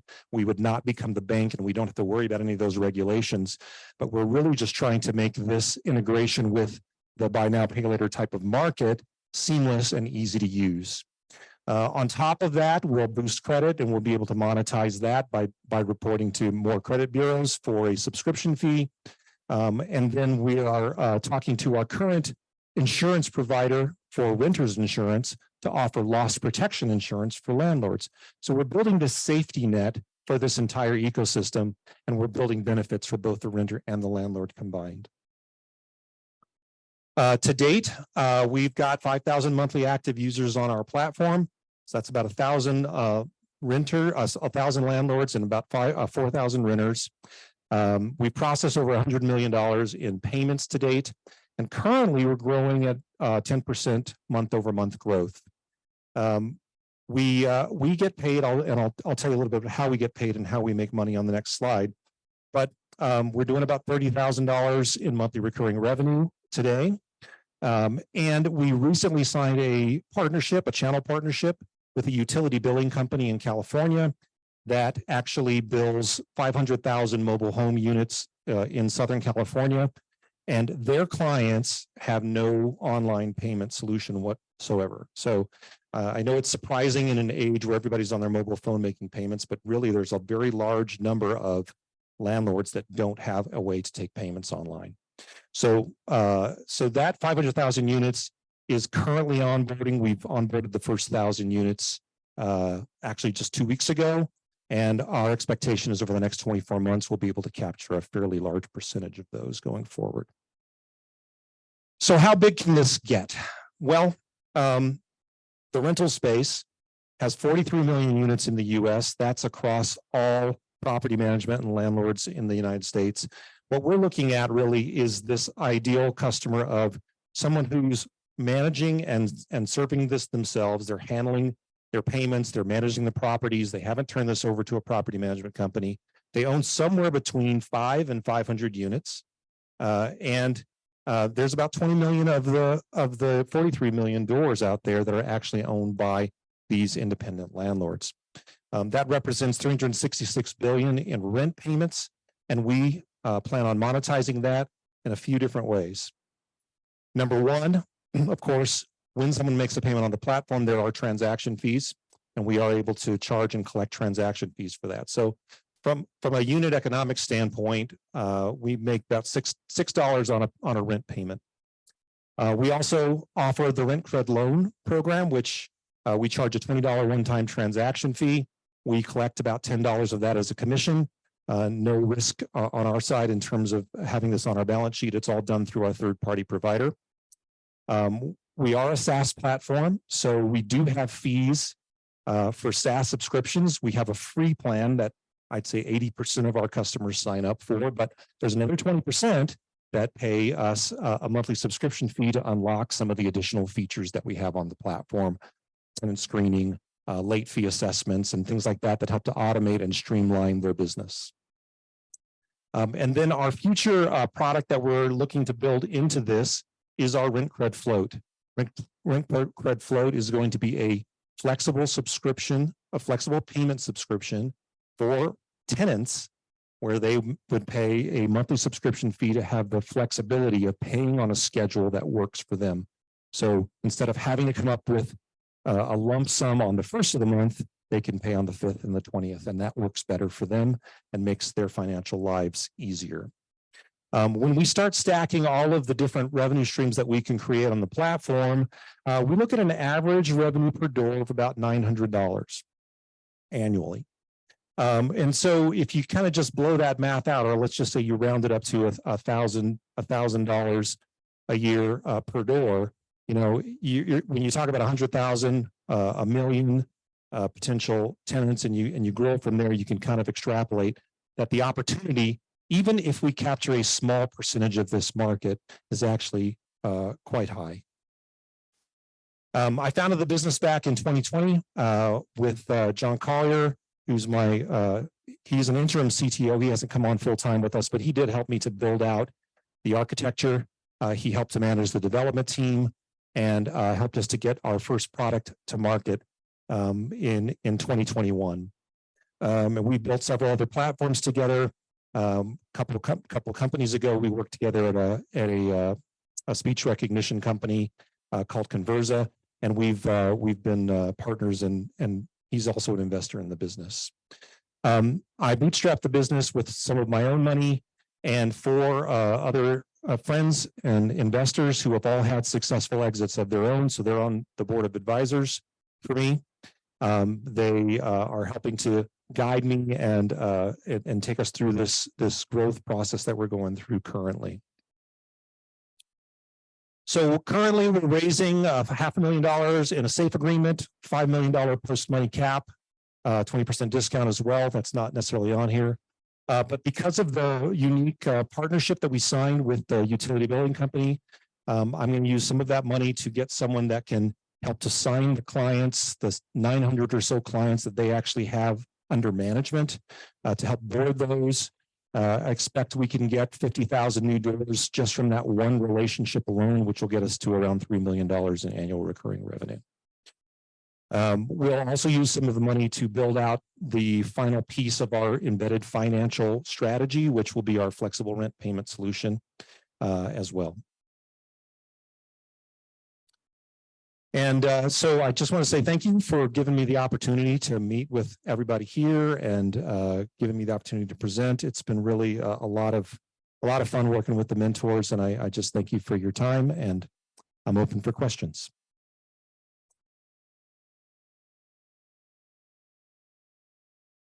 You have 11 million landlords as a customer base. I'm going to say boomers.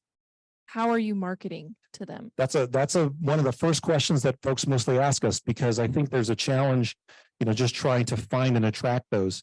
It's kind of an old school approach, believe it or not. So when we look at our customers, they are boomers. They're 45, 50 years old plus.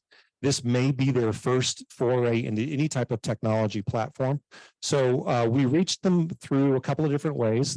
They're still big Google users. They Google everything, and they read. They're on YouTube, and they're on Facebook. Although I'm not a big fan of marketing on Facebook, but that's my direct to customer marketing strategy. But really, I think the most exciting part for me is looking at some of these interesting channels for these types of property owners that are not necessarily digital. I think this relationship with the utility billing company is a really interesting one, right? There's 500,000 doors under management, and all of their clients are all boomers, right? And there are more like that, right? If you look in the public housing authority market, for example, we've closed 2 public housing authorities recently. There's 4,000 of them in the US, and their owners that own those properties also we can reach them through that channel. So we have a channel strategy, and we also have, I'd say, a direct marketing strategy. And frankly, I'm becoming more a fan of the channel strategy because we're getting customers that are larger, significantly larger, 100 doors, 300 doors. We just boarded a company in Maine with 1,000 doors, no online payment solution. So they're out there, and I think we'll find them better through partnerships than necessarily through digital marketing. And you just said Maine. My second question was, do you have certain locations that you're going after? What's next? Yeah, we have customers in all 50 states, and we don't necessarily have a regional focus just because of the way we went to market originally with SEO. People just find us, right? Every day people find us, they sign up. We get 40, 50 people signing up every day, and they try out the platform and they go from there. And that's an okay, I'd say, growth trajectory, but really the exciting part for me is finding those small property managers or small property owners with 100, 200, 300, 400 units instead of the 4 to 5 that we would get through a direct marketing type of an effort. Carlton, fascinating product. It sounds like a quarter of your customers now are landlords, rest are renters. Is that right? Yeah, I consider monthly active users as the combination of both, right? So we sell to landlords. Mm-hmm. The average landlord has 4 to 5 units now, and that's actually increasing because we're attracting larger customers. So our total monthly active user count includes both the landlord, who's our client, and their tenant. I'm curious to know if you think that ratio is going to change over time, landlords versus tenants. It already is. It already is as we sign larger customers. We started very organically, and we signed up customers off the web, but we integrated with a company called Rent Manager and became a payment processing partner with them. And we're getting now people with 300 and 400 and 500 units, and it's changing the number. It's changing the number. This may sound like a policy question. It's really not. In my parents' generation, I think home ownership was pushed. I think for my children, it's less likely that they'll own a home. I don't know if that's a trend globally, but it seems to be in our country. And I know home ownership is challenging even in our state with prices so high. Yeah. A lot of your projections are based on renters, a lot of renters. Yes. So what if something changes policy-wise? There are fewer renters, people buy homes instead. Yeah, that's a great question. I don't foresee that the market will contract. Its growth may slow, but it will not shrink, right? The doors, the homes are going to be, the apartments are going to be available, the mobile home parks are going to be available, and there's still development going on. So I'm not terribly worried about the market shrinking.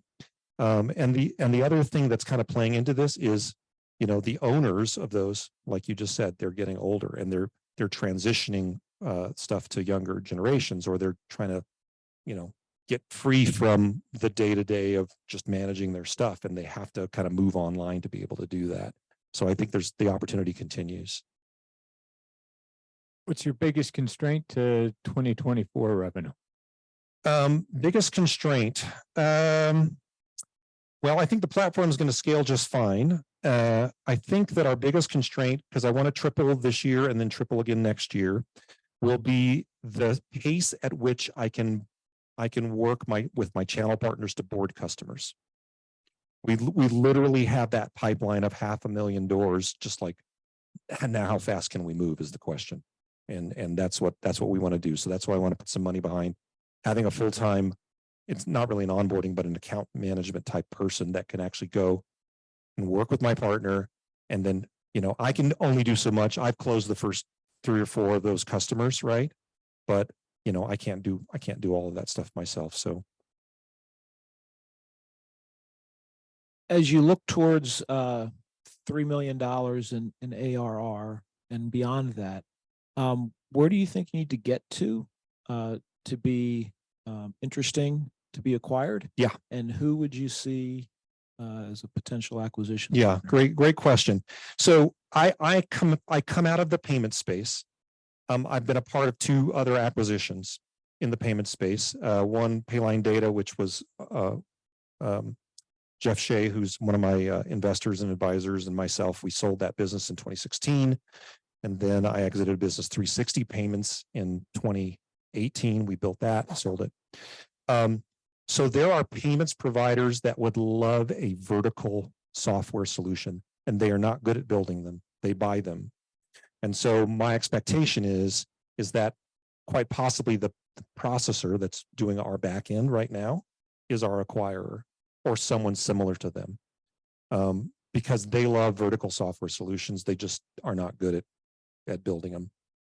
So that was our strategy in the beginning, is that, hey, you know what, we know payments and we know people in payments. Let's build a payments platform that's got software wrapped around it that serves a niche market, and we think we can find buyers in that space. And at what ARR to become interesting?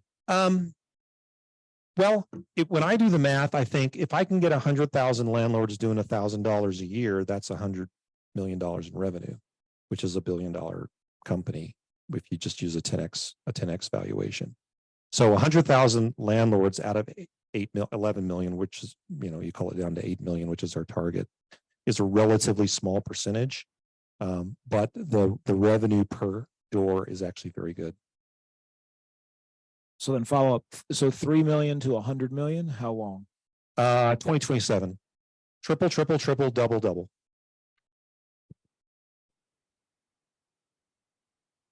I mean,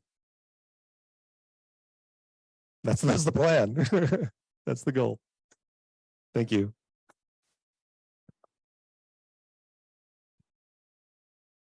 That was an amazing job. The presentations have been stunning so far. I am so glad I am not sitting in that front row. Haha. So we're going to give the judges a quick moment to meticulously score the Carlton's presentation.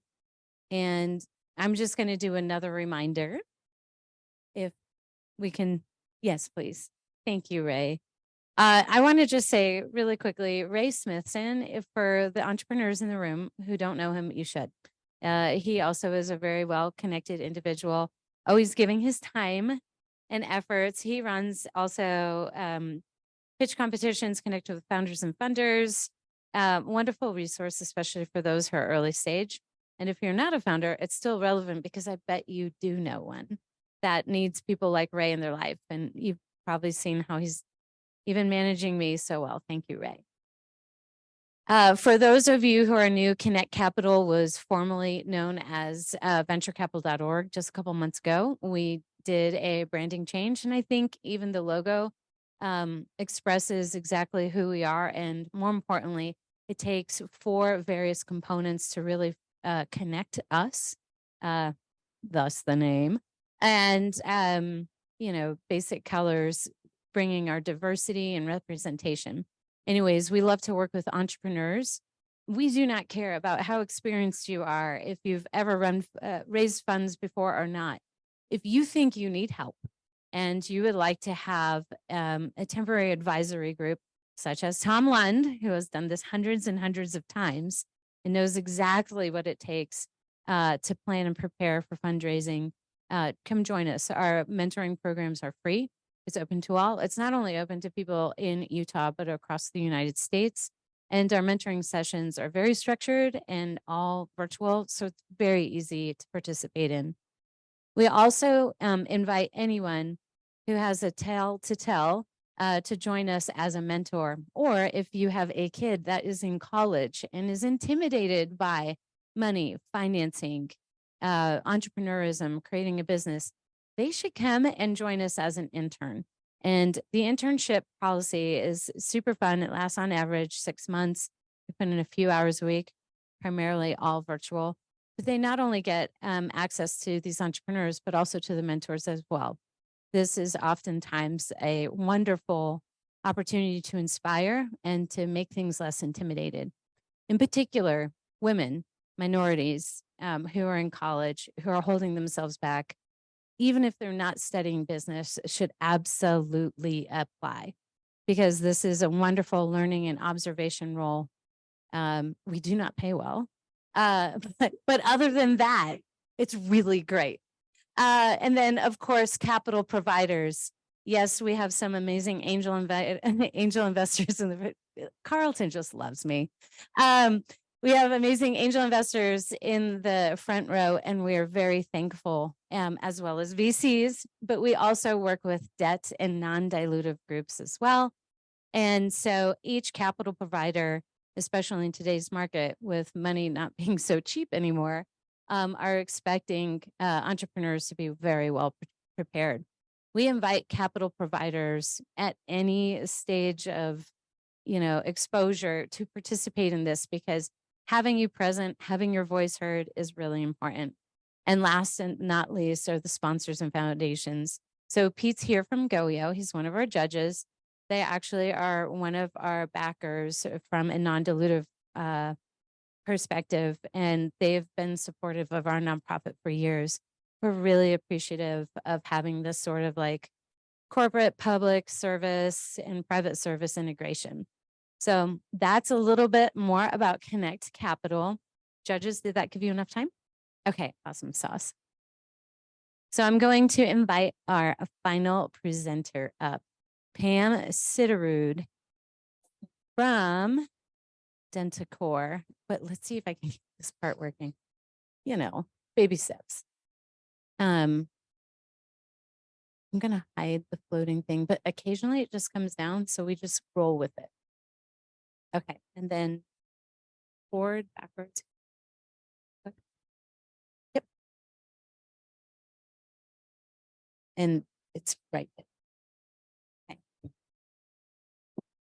All right.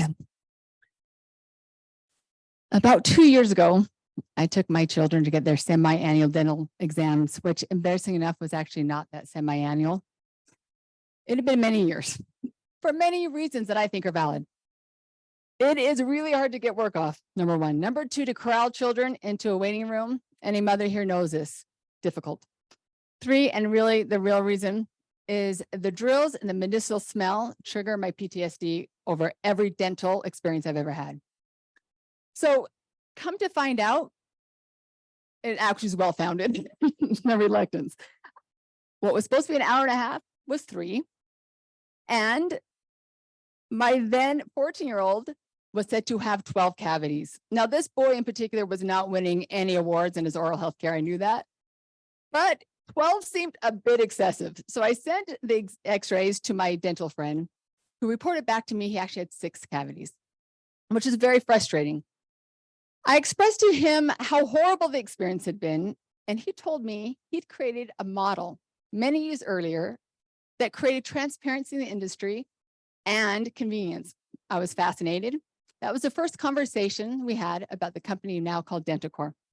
Dentacor goes directly to the workplace and then to home and does all of your examinations and other treatments. It doesn't cost anything extra. We bill insurance just like a dental office would do. As you can imagine, there's many positives to this model. One in particular is it gives power back to the patient. Our diagnosing dentists don't do any of the treatment. It creates a brick wall of transparency. They don't get an incentive to exaggerate the diagnosis. Also, it creates ease and convenience. My dental exam is taken care of as my day goes on. We do it every 6 months, creating a recurring service model. So come to find out, I'm actually not that unusual with regards to qualified oral health care. 50% of Americans don't get their semi-annual exam. Top 3 reasons: inconvenience, can't take work off. Number 1 is fear. I had the trifecta and I felt very vindicated actually when I heard that stat. $45 billion is loss in productivity each year due to dental emergencies, largely avoidable by the exam. Over 60% of parents have to take leave to take their family to the dentist to take care of their oral health. Dentacor positively affects all of these stats. So what's included in an exam?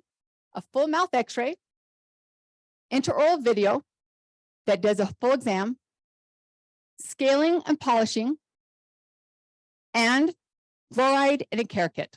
Everything you'd receive in a dental office without ever having to step foot in that dental office.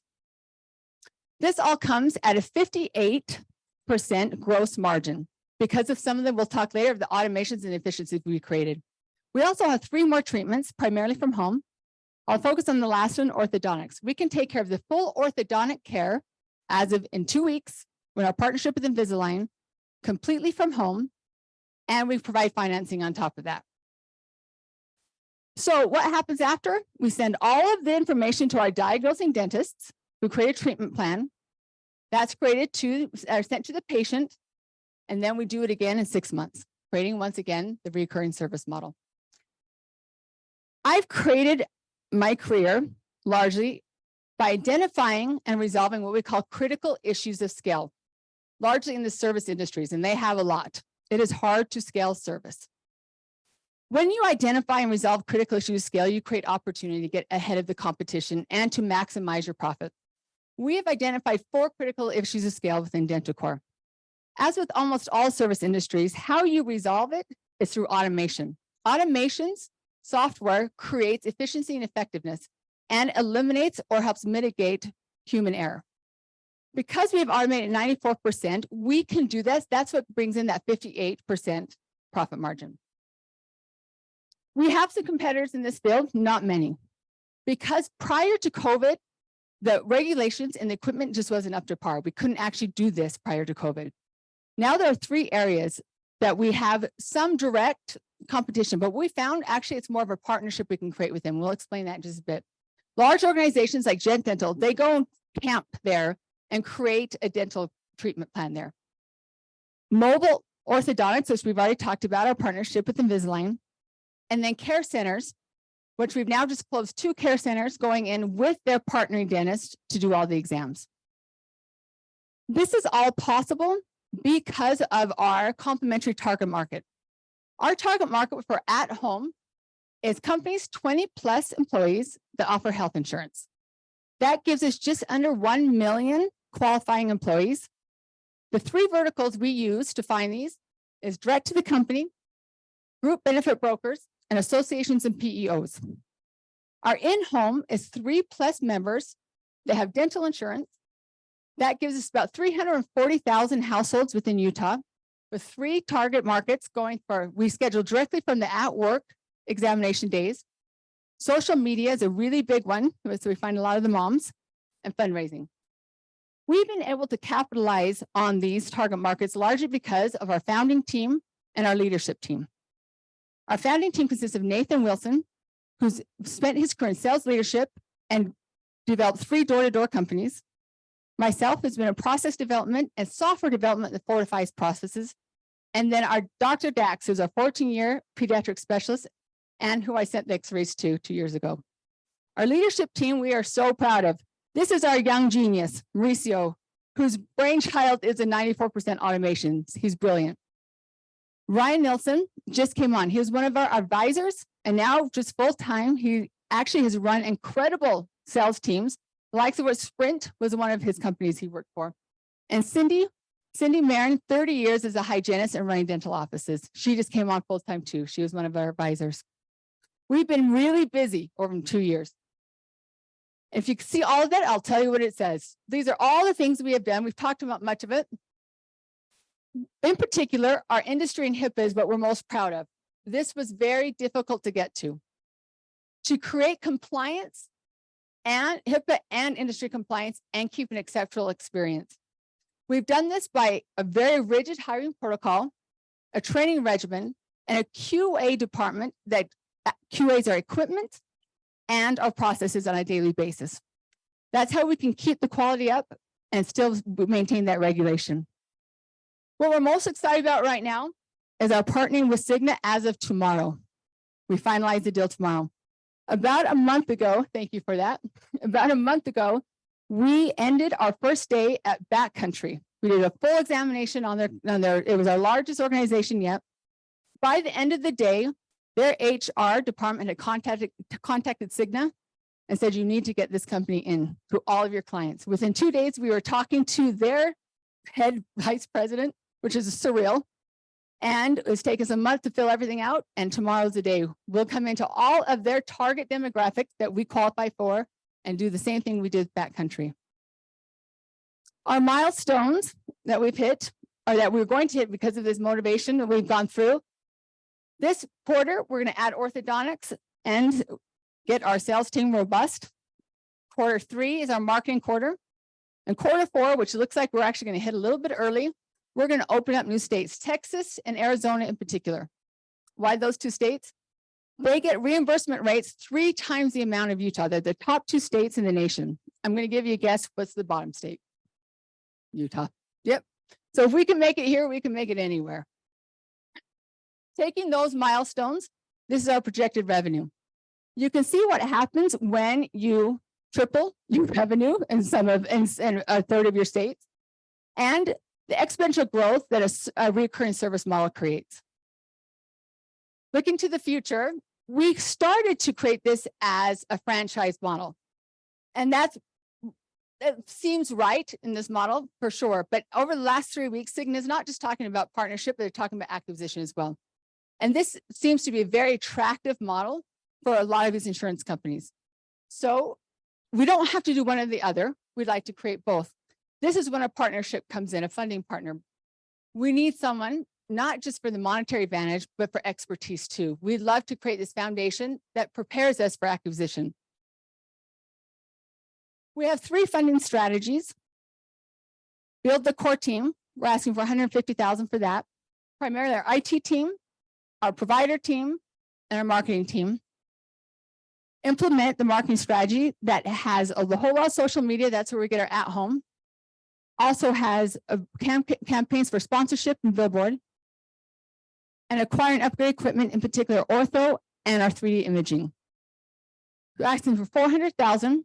We started in on this as debt, but as we're understanding how much we need a partner that understands this market and how to fundamentally create a place for us to be able to get acquired and a foundation, we are open to equity as well with the right partner. Thank you for your time. I know it's valuable. I'd love to take questions now.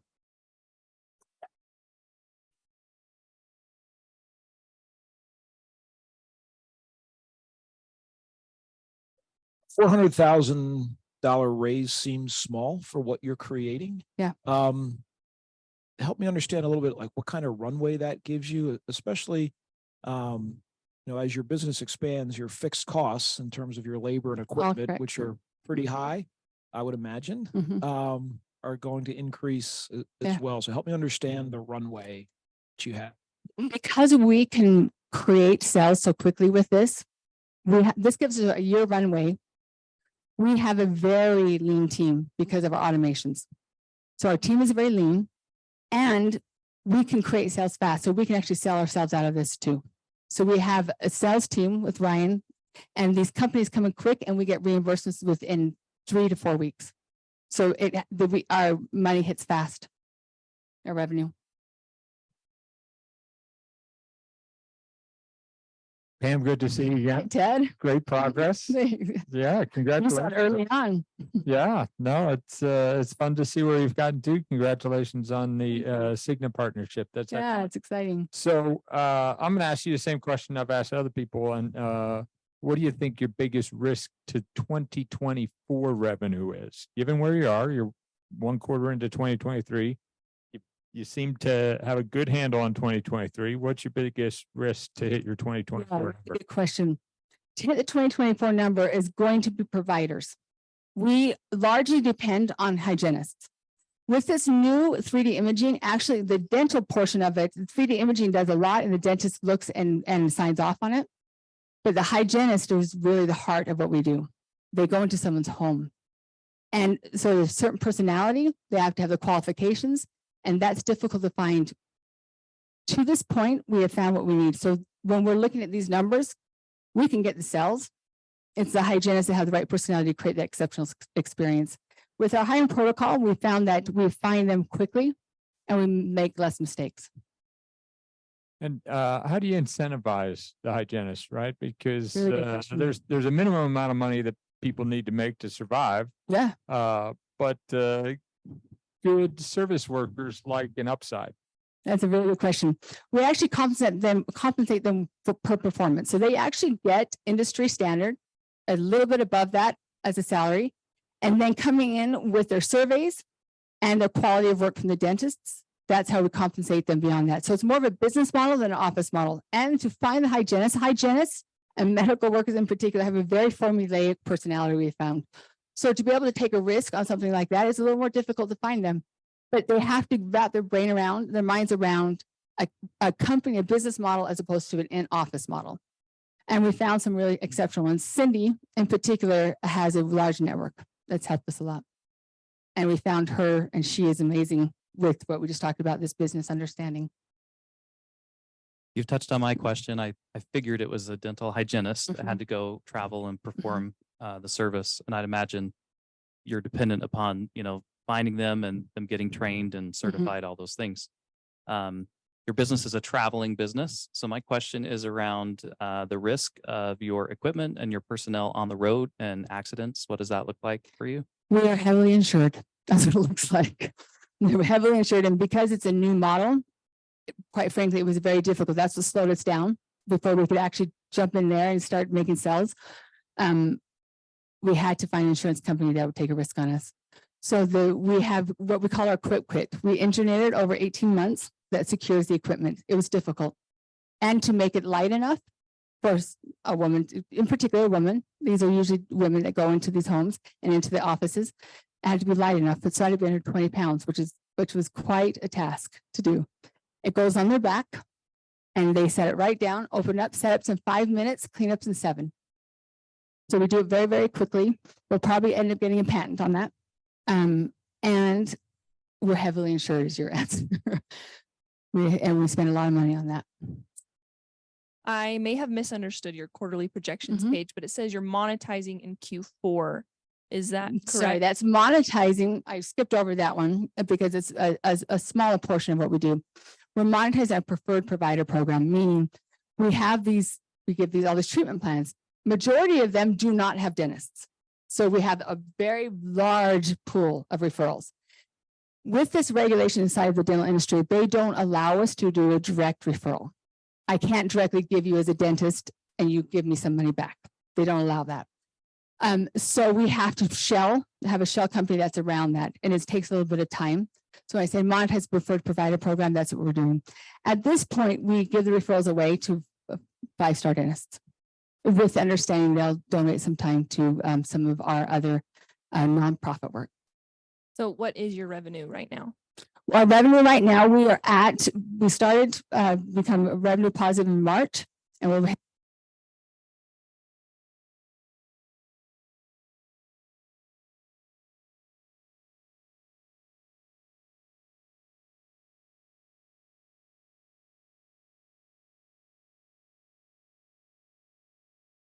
No, but thank you.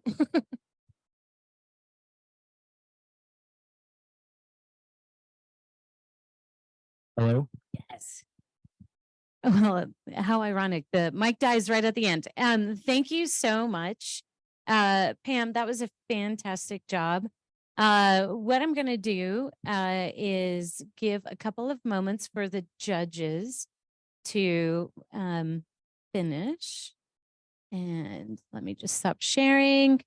What I'd love to do, bam, look at me. Now I'm driving things. Okay.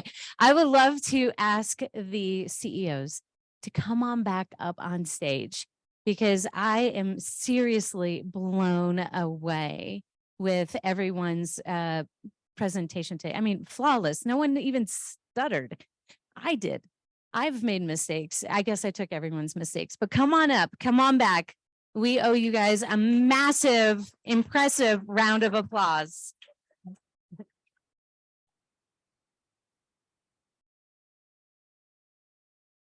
I think we just lost Pam. Yes. And scene. Hold on. Let us get Pam real quick. Or did she just step away?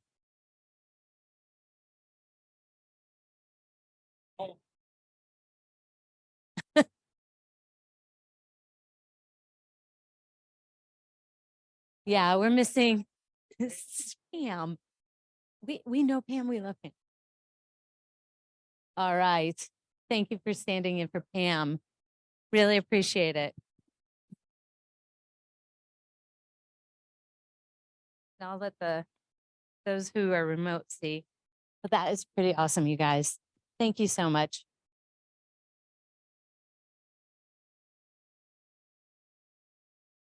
Thank you. Thank you. Tara. Yeah. All right, judges, how are you doing? Good? Finish the PAMs? Okay, we have a private room. We have a private room ready for you. Peter's going to take you back. So you're more than welcome to leave when you're ready. All right.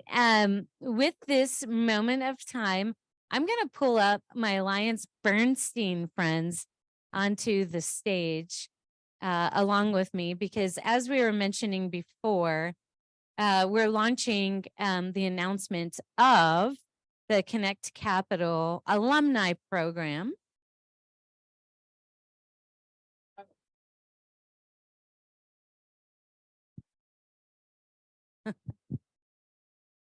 Yes, he is.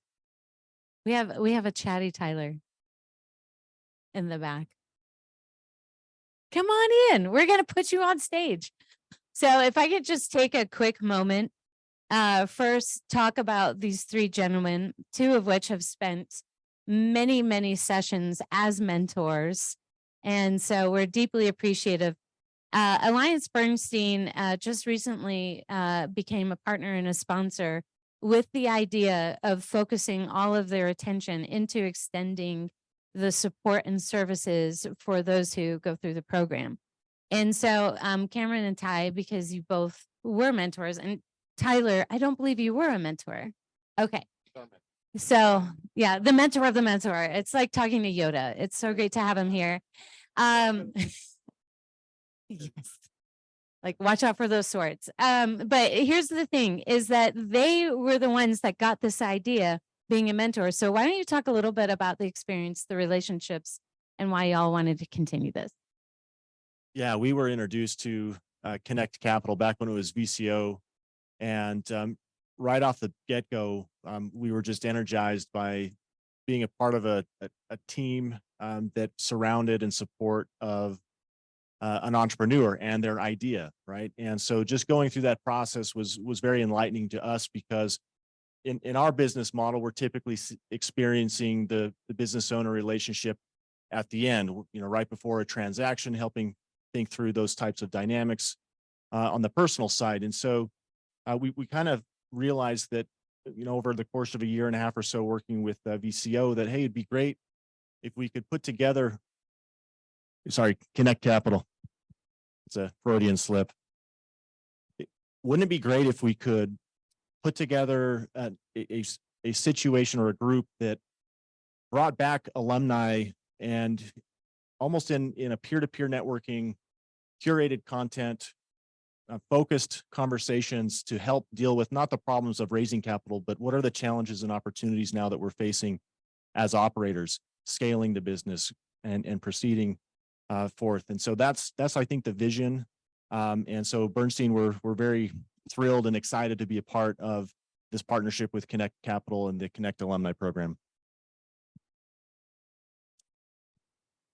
It's hard to top that. I think it just, to me, what's exciting is the runway after, right? There's that graduation, but then there's still a lot of green space. There's still a lot of runway, and there is opportunity to add additional value, additional opportunity, and maintain that network, maintain that interconnectedness amongst the entrepreneur community, amongst the thought leaders within that community, to continue and hopefully accelerate that growth, and to continue that spirit is an opportunity that I think was the most impactful for us, and what kind of makes us excited to be a part of this. Thank you. And I love the sincerity and the authenticity. This wasn't our idea. It was theirs, based on their relationships that they established with entrepreneurs. Now, the last person who I'm going to not embarrass, but highlight, Tyler Maloney, the Yoda. First off, he's been one of our biggest advocates without even really being here and knowing our community. He flew in from Colorado to be here today to meet you all. And so it's just absolutely fantastic. You know, Tyler, you have been so amazing, and we've just become fast friends in the last like month and a half working on this, because we're setting up this advisory board, and you naturally have already just taken such a strong leadership position. Like, what do you see the advisory board to be, and like, who do you want to join the board and to come and have conversations with us? So, putting you on the spot. So, I mean, I think that anyone that wants to join the advisory board, it's important that we all have a shared foundation of really trying to give back to a community that's really given so much to us, right? Not only as a business, but also as a society. I mean, the folks that are taking the risks, that are building businesses, they're the ones that are the economic engines driving this forward. So anyone that has a shared passion for helping this community and also a diverse set of expertise, whether it's operational, financial, whatever the case may be, if you have that passion, you've got the expertise and ability to give back, we'd love to have you. So we're gonna just take a few minutes. Why don't y'all network? Please network with my wonderful friends and ask us questions, including myself, about the alumni program, work a bit amongst yourself, and make connections. Shortly after, the judges are going to come back and share like who moves on. So thank you.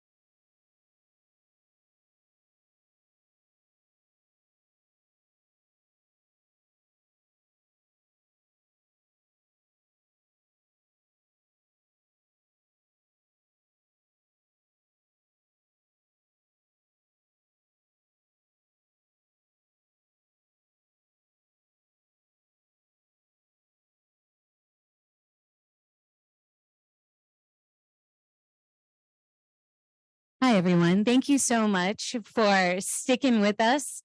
This was a really, really hard deliberation.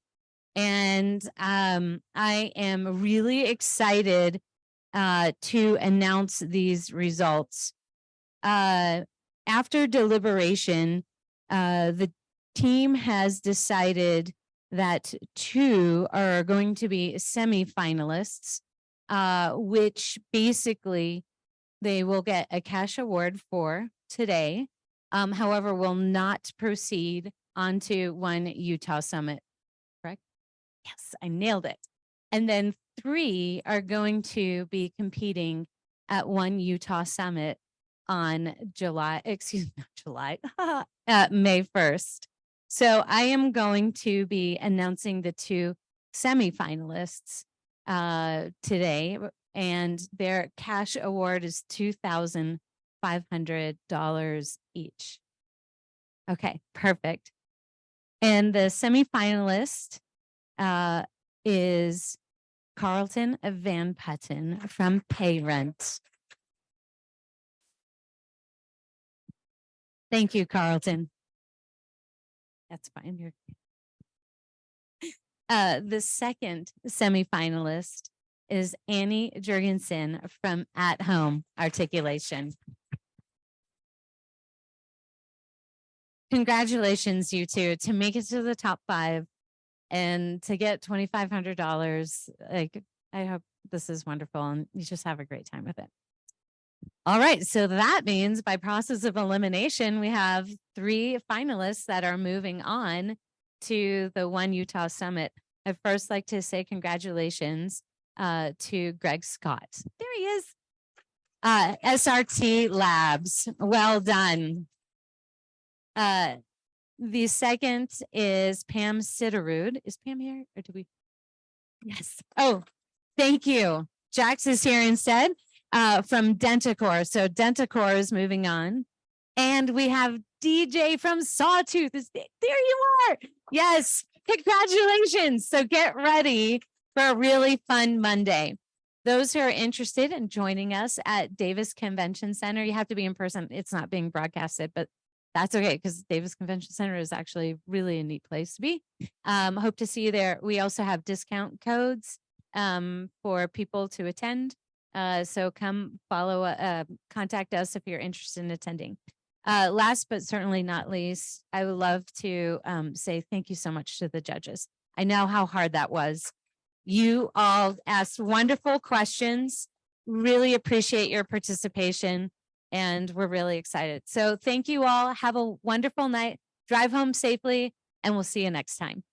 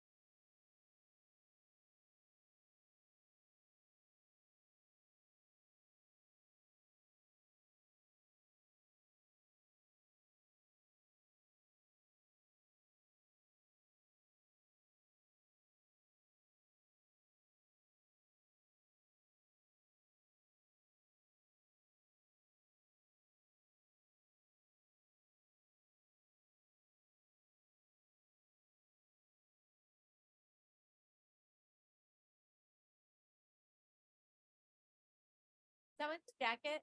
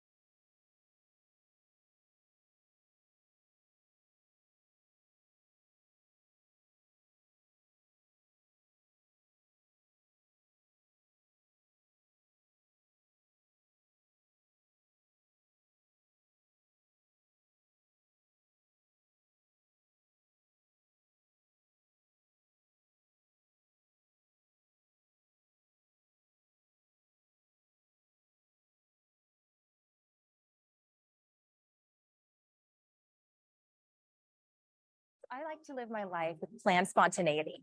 It essentially means that as long as we plan and work hard towards goals, we can really jump in and do anything that life throws at us. For me, that started with horses, jumped into music, TV, and marketing. For me, it's absolutely critical that I can fuse my work with my passions. And I love that here I can do that. Every day I can go see my horses, work with them, and simultaneously show up to work and love what I do. I've planned my life in such a way that there's always wiggle room and there's always room for new opportunity. I love being in a flexible work environment that also provides for the structure to be a small team or to move up to a large team, which ultimately that's the goal of the company that I'm with, Team Nation Sports, is that we plan on growing and growing quickly.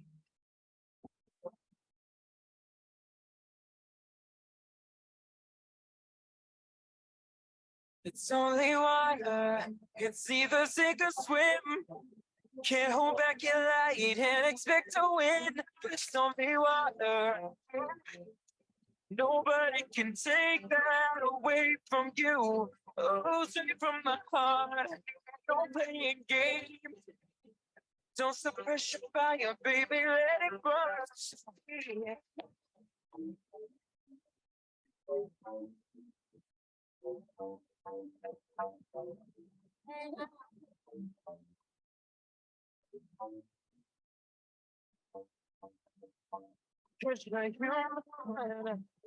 Sometimes it's gonna hurt, baby.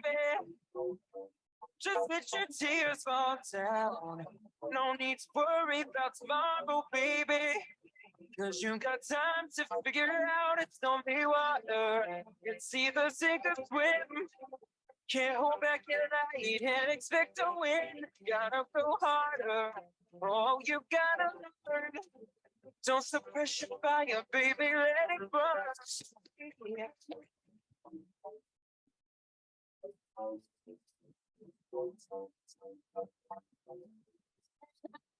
Don't get worried about tomorrow, baby.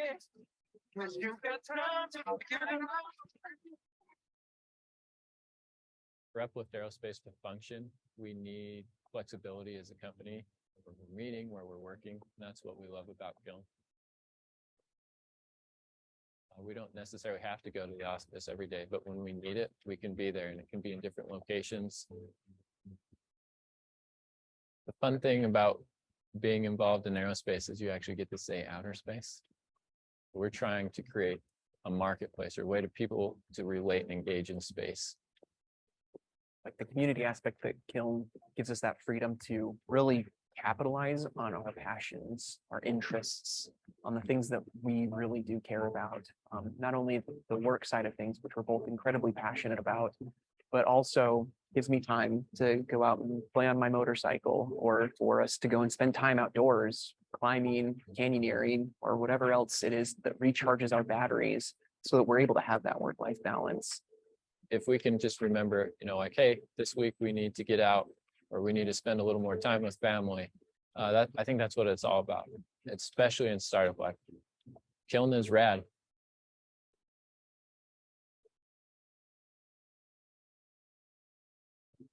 The most valuable thing we have is our time. And where you spend your time and who you spend your time with is really the essence of what makes up life. I'm facing back to front. Over my shoulder at the sun. I don't know, it'll all be fine this night. I don't know.